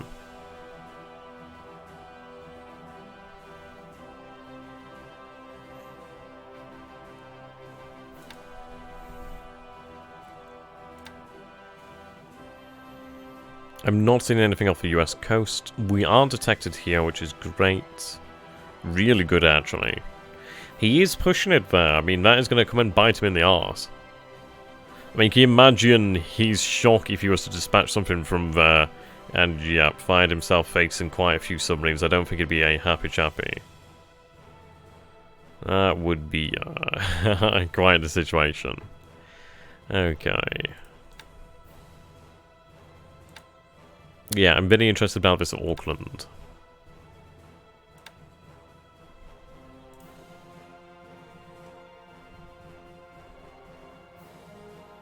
Okay.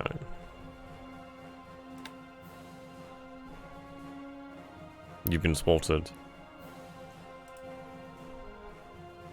You'll make it home. Ideally, you make it home anyway.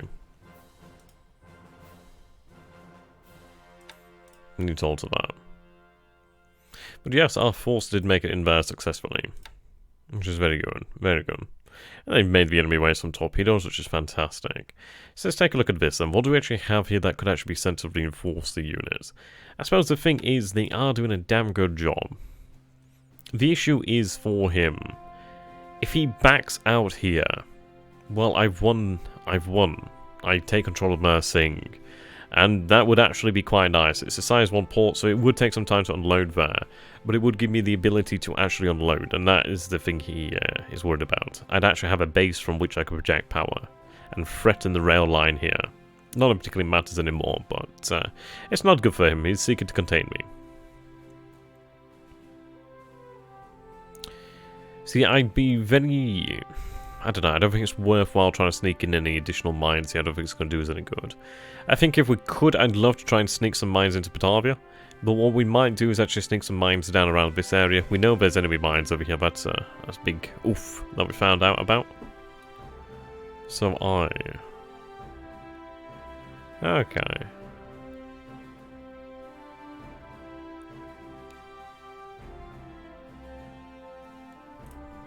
You're heading over here to Tokyo.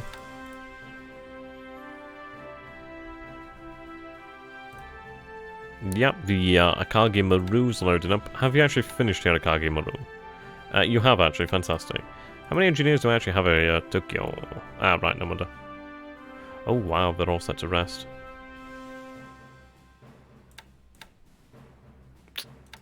No bloody wonder.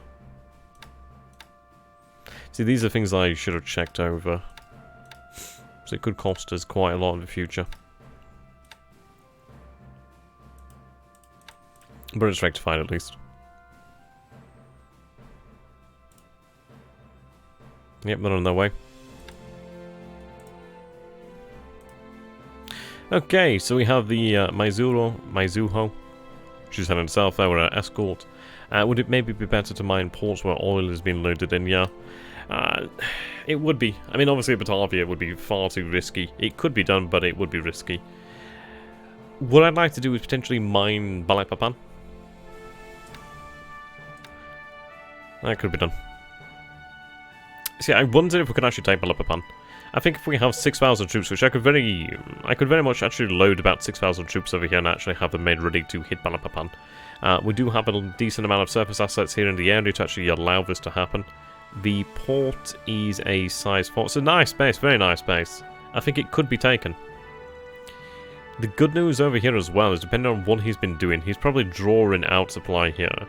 What we need to do is, in reality, close off the Makassar Strait. We need to close off the Banda Sea. We need to just, in effect, really close down this area. What we'll be able to do to achieve that is, obviously, I think we need to change tactics, to be honest, in this area. Is take control of different bases. I mean, not, well, yeah, I suppose tonight. Just different bases around here to actually really establish control of this area. Like, yeah, that's how it's going to be.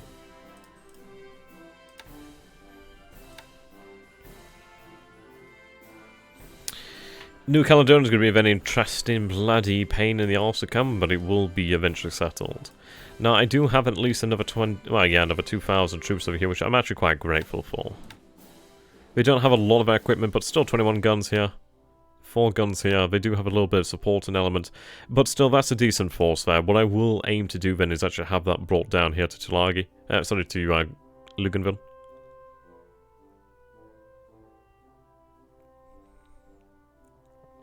Is there a different version of the game? Oh, I mean, that's due to the mods I'm using. Yeah, I'm using a couple mods out here. There we go. If you go onto the Discord, I'll show you quickly. Yep, so if you go over to here and you go into the War in the Pacific section... There we go, and you clicked on the pin messages. Yep, you can find all of the actual mods on here, and they're all updated. There's a lot of important information here on the actual pin section. It's really worth checking out. Really good stuff there. Really good stuff. Yep, Unified Art Mod, that's one you really want to be taking a look at. Courtesy there of Marshal Tito. Yep, you're more than welcome. Right then, I'm going to call the stream to an end today, and I'm going to go ahead and install the Imperator beta, see how that turns out. So I'd like to say thank you so very much, ladies and gentlemen, for watching. It's been an interesting turn. I think it's been a little bit more subdued than the last 2 turns. I suppose the last turn wasn't as great as the one before, but yeah, we have a lot of potential targets to hit, and yeah, there's a lot to be done here. I think when it comes to New Caledonia, I've been asked here a couple times, like, what was my sort of time frame for New Caledonia? What we are going to do here then is, we do have our troops unloaded over here. What we need to do then is wait for our troops over here to arrive at Luganville. We're basically going to mass up our force. We are going to wait for artillery to arrive. We're going to wait for vehicles to arrive, ideally. I mean, well, I probably will send vehicles. We're going to wait for them all to arrive, build up our troop numbers, build up our ability to project power here in the area. Build this up as a logistics base. Now, the question is going to be, how do we approach the situation? I'm half tempted to leave behind Hiei and Kirishima potentially in this area. Possibly, but they are fantastic. They are the only battleships that can actually keep pace with the carriers. So I suppose at the end of the day, it definitely is worth keeping them there. But we need to really look towards the time when we will expect US naval assets to once again arrive in this area. I would like to actually take control of the islands of Effet and Tanner over here, just to make sure that there's no US base closer to us. But then again, is it one of these things that particularly matters when he has forces here and forces here and forces here? Well, here and here is where it mainly matters. And we do have an option. It's like, I would like to continue to run reconnaissance over here to Comac, but it does seem as if there isn't anything present. Now, I don't know how reliable that is, but obviously it's something to definitely check out. If there aren't forces here, then it would obviously make the most sense there to land on the island. Make sure you enlarge the port of Luganville. Size 1 port is terrible for loading up an invasion fleet from. Yeah, you're absolutely right. We'll begin to expand the port as well. We do have additional supplies arriving shortly, but yeah, that'd be a good idea. But we need the engineers. Absolutely need the engineers. I do have a base force arriving some point soon. Whereabouts is it? Well, that's going to be handy. Do have additional elements there, the 52nd Naval Guard. Impressive there, but there's about 1,000 troops on board. That's going to come in very handy. Might even use that potentially take control of Comac. We'll see. Right, where's the base force here? Ah, there we go. We have the 15th base force just a few days out there. And we also do have Hayamoto. So that is an oiler here in the area, as well as additional light cruisers. What we may do then is actually just use our destroyers to pick up fast transport elements and have them take control of the different islands that are around. It would be nice to actually have a position over here. At least at the end of the day, I could potentially put some engineers over here and just run some couple of float planes and really have a good idea of what's going on here. Yeah, so we'll have the base force arrive in about 2 days. If I was to run that at full speed, I don't think it'd actually make a difference. It seems like 3 hexes is the most we're going to get, so that's fine by me. Yeah, that's fine. We'll have then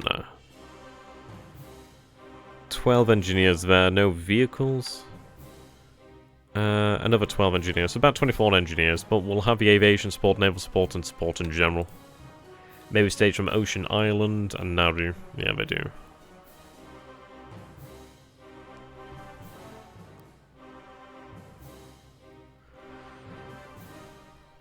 We'll build it up. I don't know. If Comac is undefended, then I will land there. I think at the end of the day, it is going to take us some time to march through all that jungle. But in all honesty, I'd rather march through the jungle than... Well, this is it. The issue is, if we offload from the ships, we are going to take a lot of losses, aren't we? We are going to take a lot of casualties from that. So, I don't know. I think it's probably worth it to march across there, but then again, our troops are going to arrive. It's an interesting question. It really is. I think it's one of those where we'll have to decide on how we want to approach it. But we are building up our troop numbers. And I suppose the actual question here is, like, how committed are we to New Caledonia? I would like to take control of New Caledonia due to the fact that it does have that light industry and resources. So it would be a very nice operational base here in the area. And I think if we do take New Caledonia, that is actually quite a... It's a decent victory for us. It is a decent victory. Fiji, I can effectively ignore. It would be nice to have those victory points, but I suppose this is it. At the end of the day, it's nice to have these victory points. I mean, New Caledonia is not worth as much as Fiji, but Fiji can be left to starve. Yeah, a long march is better than an opposed landing, definitely. I'd be able to actually build up the base over here as well. It would be nice to actually have that base. I could actually then have an engineer unit sent over here. We could actually run float planes from there. It'd be quite good. We would be within range of heavy bombers from Brisbane and in this general area, but I suppose that's going to be something that we just have to deal with, really, for the most part. It's an interesting question. I suppose the question that we do have to wonder about is THG going to come to battle? He does have a lot of surface assets in the area. I do need an airfield here ASAP. Absolutely need an airfield. It's a goddamn shame that we don't have one. If I had an airfield here, it would be so much easier. But it does seem like these islands are empty. Well, these bases are empty. We did see an orange unit over here, so I wonder if that was actually evacuated in time. 6,000 men. I mean, it depends really on how many of those men are actually combat, well, frontline units. It is going to be interesting. If we take a look over here then, so at the moment on Luganville, we have 2,670 frontline troops and about 3,036 second line troops, 56 guns. So in reality, we have a comparable force over here at Luganville to what he has at Noumea. Now that force will grow as we have a additional 800 troops over here. So 417 front line, 245 second line, 123 front line, 70. So around about 500 to 600 front line troops over here. We have another 670 troops over here. And that is an additional 442 front line, 228 second line. I mean, the Kamikawa Maru would be fantastic down here at Comac. I'm going to actually have you sent down that way. If you were to head directly to Comac, how would that turn out? Couple days, how many days we're looking at?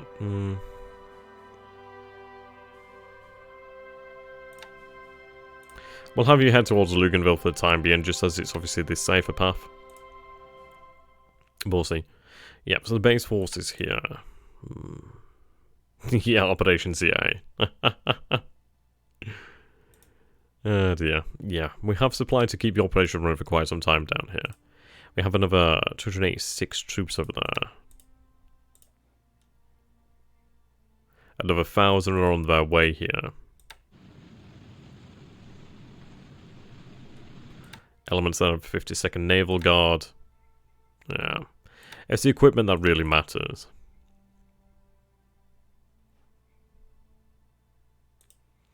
Yeah, the 2nd Infantry Regiment would make the biggest difference.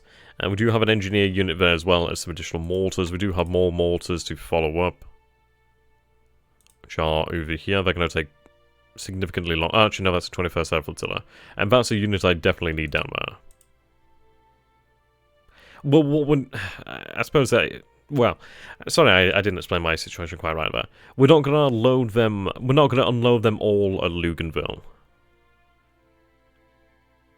Yeah, what we are going to be doing here then is, it depends. If this base is over here at Comac is actually empty, I will load these troops on board and have them sent out to take Comac. Meantime, obviously, we'll begin to build up the base over here at Luganville. We'll avoid the stacking limit by taking control of other bases. We are within... Actually, no, we do have unlimited capacity here. Depends really... Yeah, the supply limit's only 8,000 there. That's the issue there. So what we'll do is have some supply sent there, and then some supply sent over here, and probably try and spread it out to a degree. If you want to sustain operations in the area, you will need Tulaga to be built up as a rear area base, yeah. Which could be done. I suppose we did discuss it earlier, didn't we? I mean, it's like I would like something like that, but I suppose Tulagi does have its use, doesn't it? So yeah, we'll set up shop at Tulagi then. It is a good point. It does secure the centre of the, well, of the Coral Sea there, which is actually a rather strategic position. At least then I can actually run aircraft in this area. I mean, I do have Jake's over here, a truck that would be very nice down here. So we'll do that.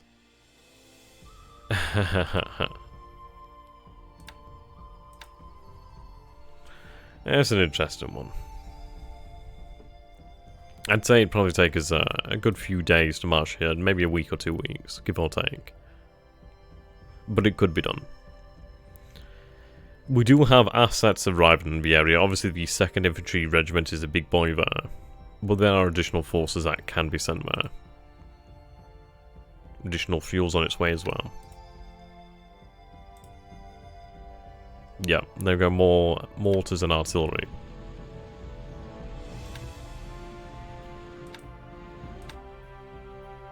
This unit's quite important. We're building up, really. Building up. Might be a good idea to use a two-pronged approach. Have forces of planes and ships lock down the forces on the south side of the island while you attack and take the northern side, yeah.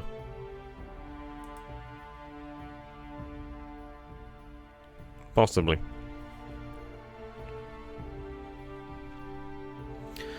But indeed, I mean, if he's left the base unattended, I mean, I can see why he's left the base unattended. At the end of the day, he's opted for the fact that it's better to hold one base with certainty than it is to hold two bases with uncertainty. Because at the end of the day, it's like I could have just avoided Comac and landed at Noumea, and if he'd have lost Noumea, then yeah, he'd have been shit out of luck. So it does make a lot of sense that he's actually holding Noumea rather than Comac.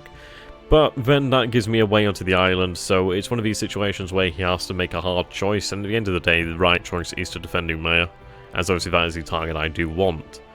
But if we do have an unopposed landing at Comac, that's fantastic. I can then begin to march down, and yeah, at the end of the day, we are able to keep up our operations much longer then, as our troops won't be as damaged. They'll arrive in fairly good order for the most part. I can even have them rest a day or two before actually entering into battle to obviously build up, well, reduce that fatigue and disruption. Do you worry about Guadalcanal being retaken? Well, this is it. It's like he has lost a lot of his actual transport assets in the last few days. What we are going to do here then is attempt to build up an airfield at Luganville to actually base some naval bombers down here. We do have an air flotilla headquarters on the way down here as well, which is going to work in conjunction with the 15th Base Force at Luganville. Now, of course, their role is going to be actually to look after bombers, to look after fighters. In effect, just try and control the skies around this area. I don't know if we'll be able to achieve aerial supremacy, as obviously you could base aircraft at Noumea, but if I could actually project some power that would make him think potentially twice, then it does help me. It also does cover my forces, and we could even potentially use the bombers to support our troops on the ground.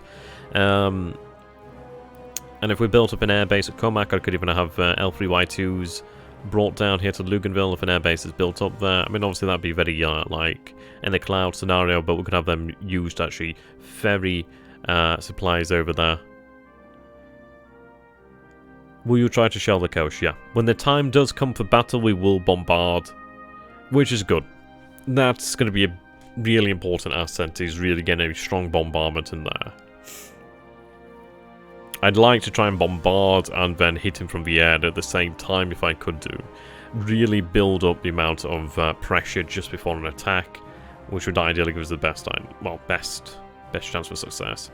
If you get onto Comac, then he has lost the island and 5,000-ish troops. Yeah. Port Moresby. See, Port Moresby is an interesting one. At the moment, he does obviously still control Naval. I think as far as it goes, if you want to see your plans at Luganville end successfully, I'd suggest that you have 100+ engineers at Luganville ASAP. Well, this is it. Having that many engineers is going to be a difficult one, but it could be done. It could be done. We do have additional engineers arriving. I could even take the Chichijima Special Base Force over here, actually, which is an additional 11 engineers at the moment, with a couple more still on board here. Building an airbase, increase the port size, will take a lot of men. Yeah, definitely. Okay. Yep. The good news is we do have additional engineers arriving down here. We can bring more. The difficulty is really the logistical situation, but let's take a look over here at track. Right, so I do have another base force, which is the 7th base force. Obviously I do want to leave that there. At the end of the day it could be on restricted command, I'm not checked actually. But this naval construction engineering unit could be moved down there. That's 36 engineers there, and 3 vehicles, which is worth, I think a vehicle's worth about 5 engineers. So that unit definitely needs to be sent down there. That can actually really expedite the rate at which we construct our works. Yep. We are building on the port, slowly but surely. I think we are transporting additional elements of naval support here. Yep, just needs a little bit more than that should be enough. You need to get them moving out of Japan, Takao, Sama, and Hainan this turn. Yeah. I did move a lot of them into China, actually, but we do still have additional units over here. Base force would be fantastic. We do have some transports over here as well already. We do have actual surface assets as well to defend them, so we can get that done. Not as many as I would hope, but that's fine.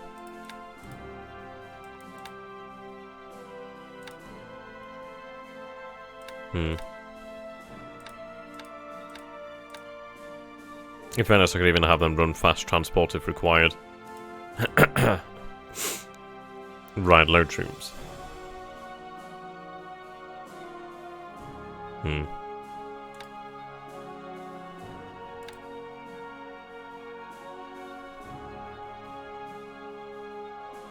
873.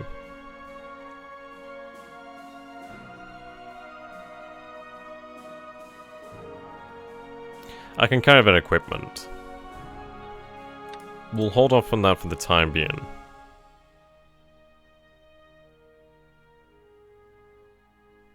Okay. And those field construction units are the ones you want, easy to transport and add pure engineering power to a base. Yeah, absolutely. To be honest, we do need to look for those sort of units, don't we? So, engineers. Eyes and ears.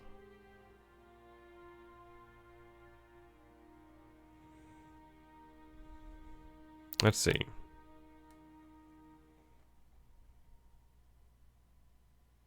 There's units over here at Naga.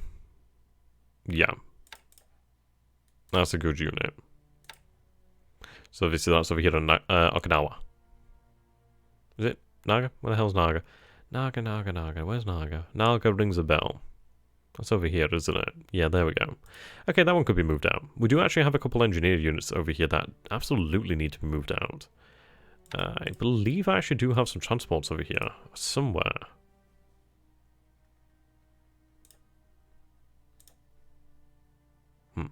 Well, I do have a transport over here. That could be shifted down. Kawamaru. She is hurt, but she's also never going to repair here. She does a fair bit of flood damage. Need to have her moved elsewhere, really. But we do have the Victoria Maru, the India Maru, the Sinsai Maru. Sinsai? Couple cruiser Malayas. Well, Malayas over there that needs to move out. Right, okay. But that's enough to transport one of those, a decent amount of units. So attach in a...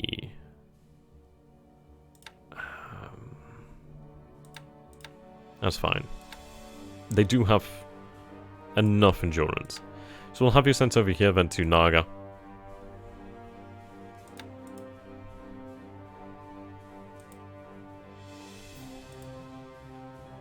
Size 2 port, these are expedite things. Okay.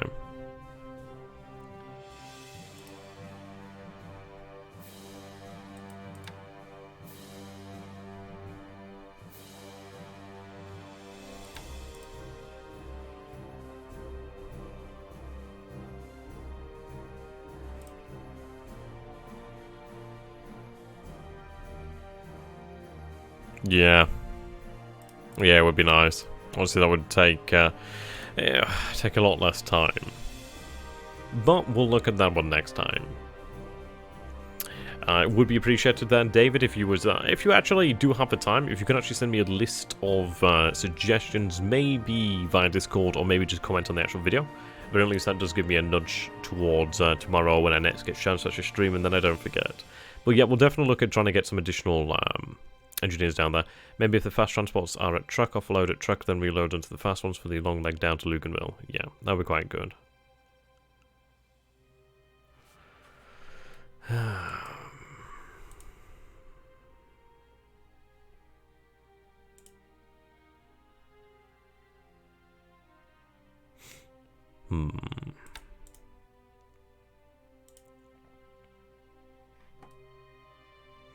I mean, actually, at truck, what do we have?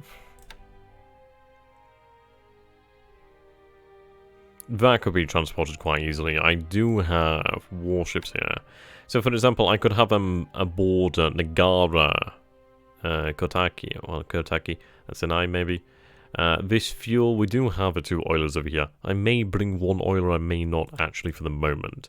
Now, the good thing about truck is the fact that it's a protected port. I will have to make sure they are disbanded if they're not being used. But the port is protected, so he can't raid in there when there's submarines. We do have a couple of oilers on the way down here. It could be good to bring additional ones, but I don't want to have too much in the way of logistical, at least valuable logistical assets that could be blown. May make up a more detailed operation. Yeah, that's really awesome, dude. I mean, it would be appreciated, Van Roach. You do some fantastic work. Okay. Only one engineer squad here at the moment.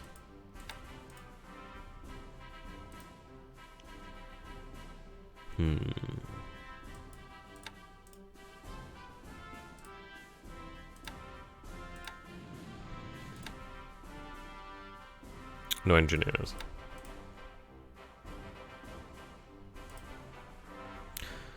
Okay, so that's going to bring us about 24 engineers, so about a quarter of what we need.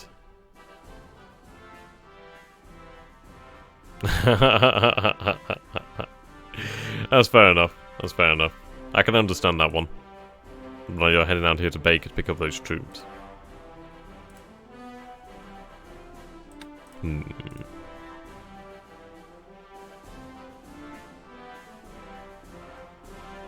Nah, man, I get that.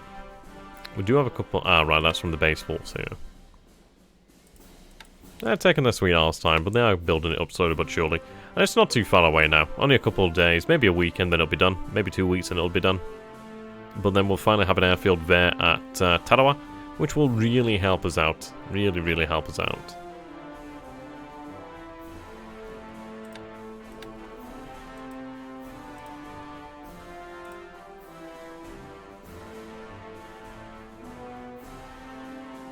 There we go.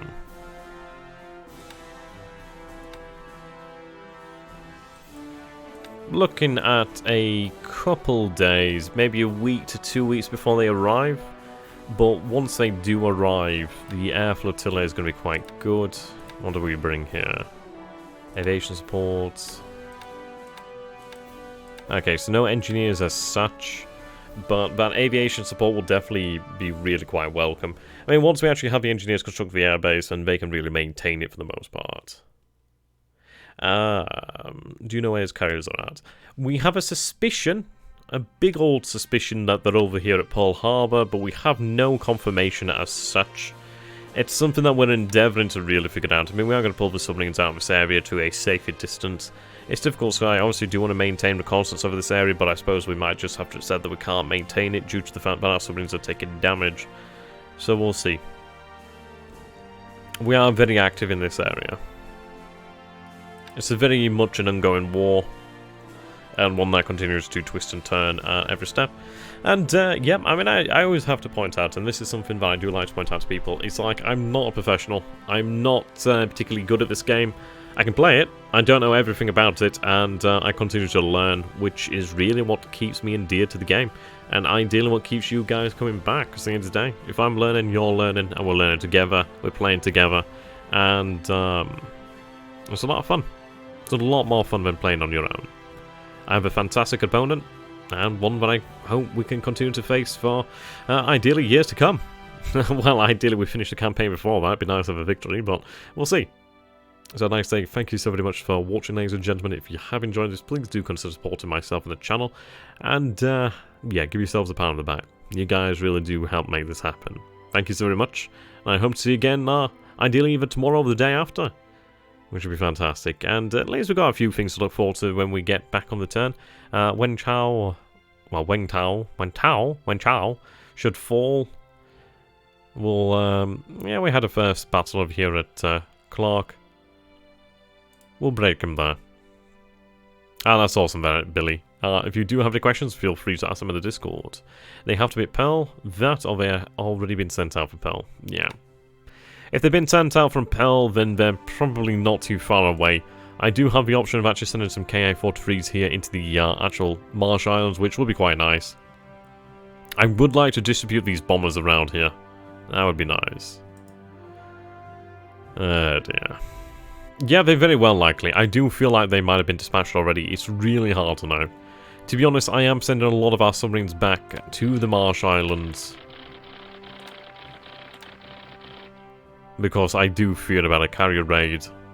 But yes. Thank you so very much there, guys. Have a fantastic evening, or day, whatever you're doing. Just have a good day. And time. And Twilight, whatever the hell. I'm terrible at intros. Outros, god fucking damn it. Until next time, thank you, and goodbye.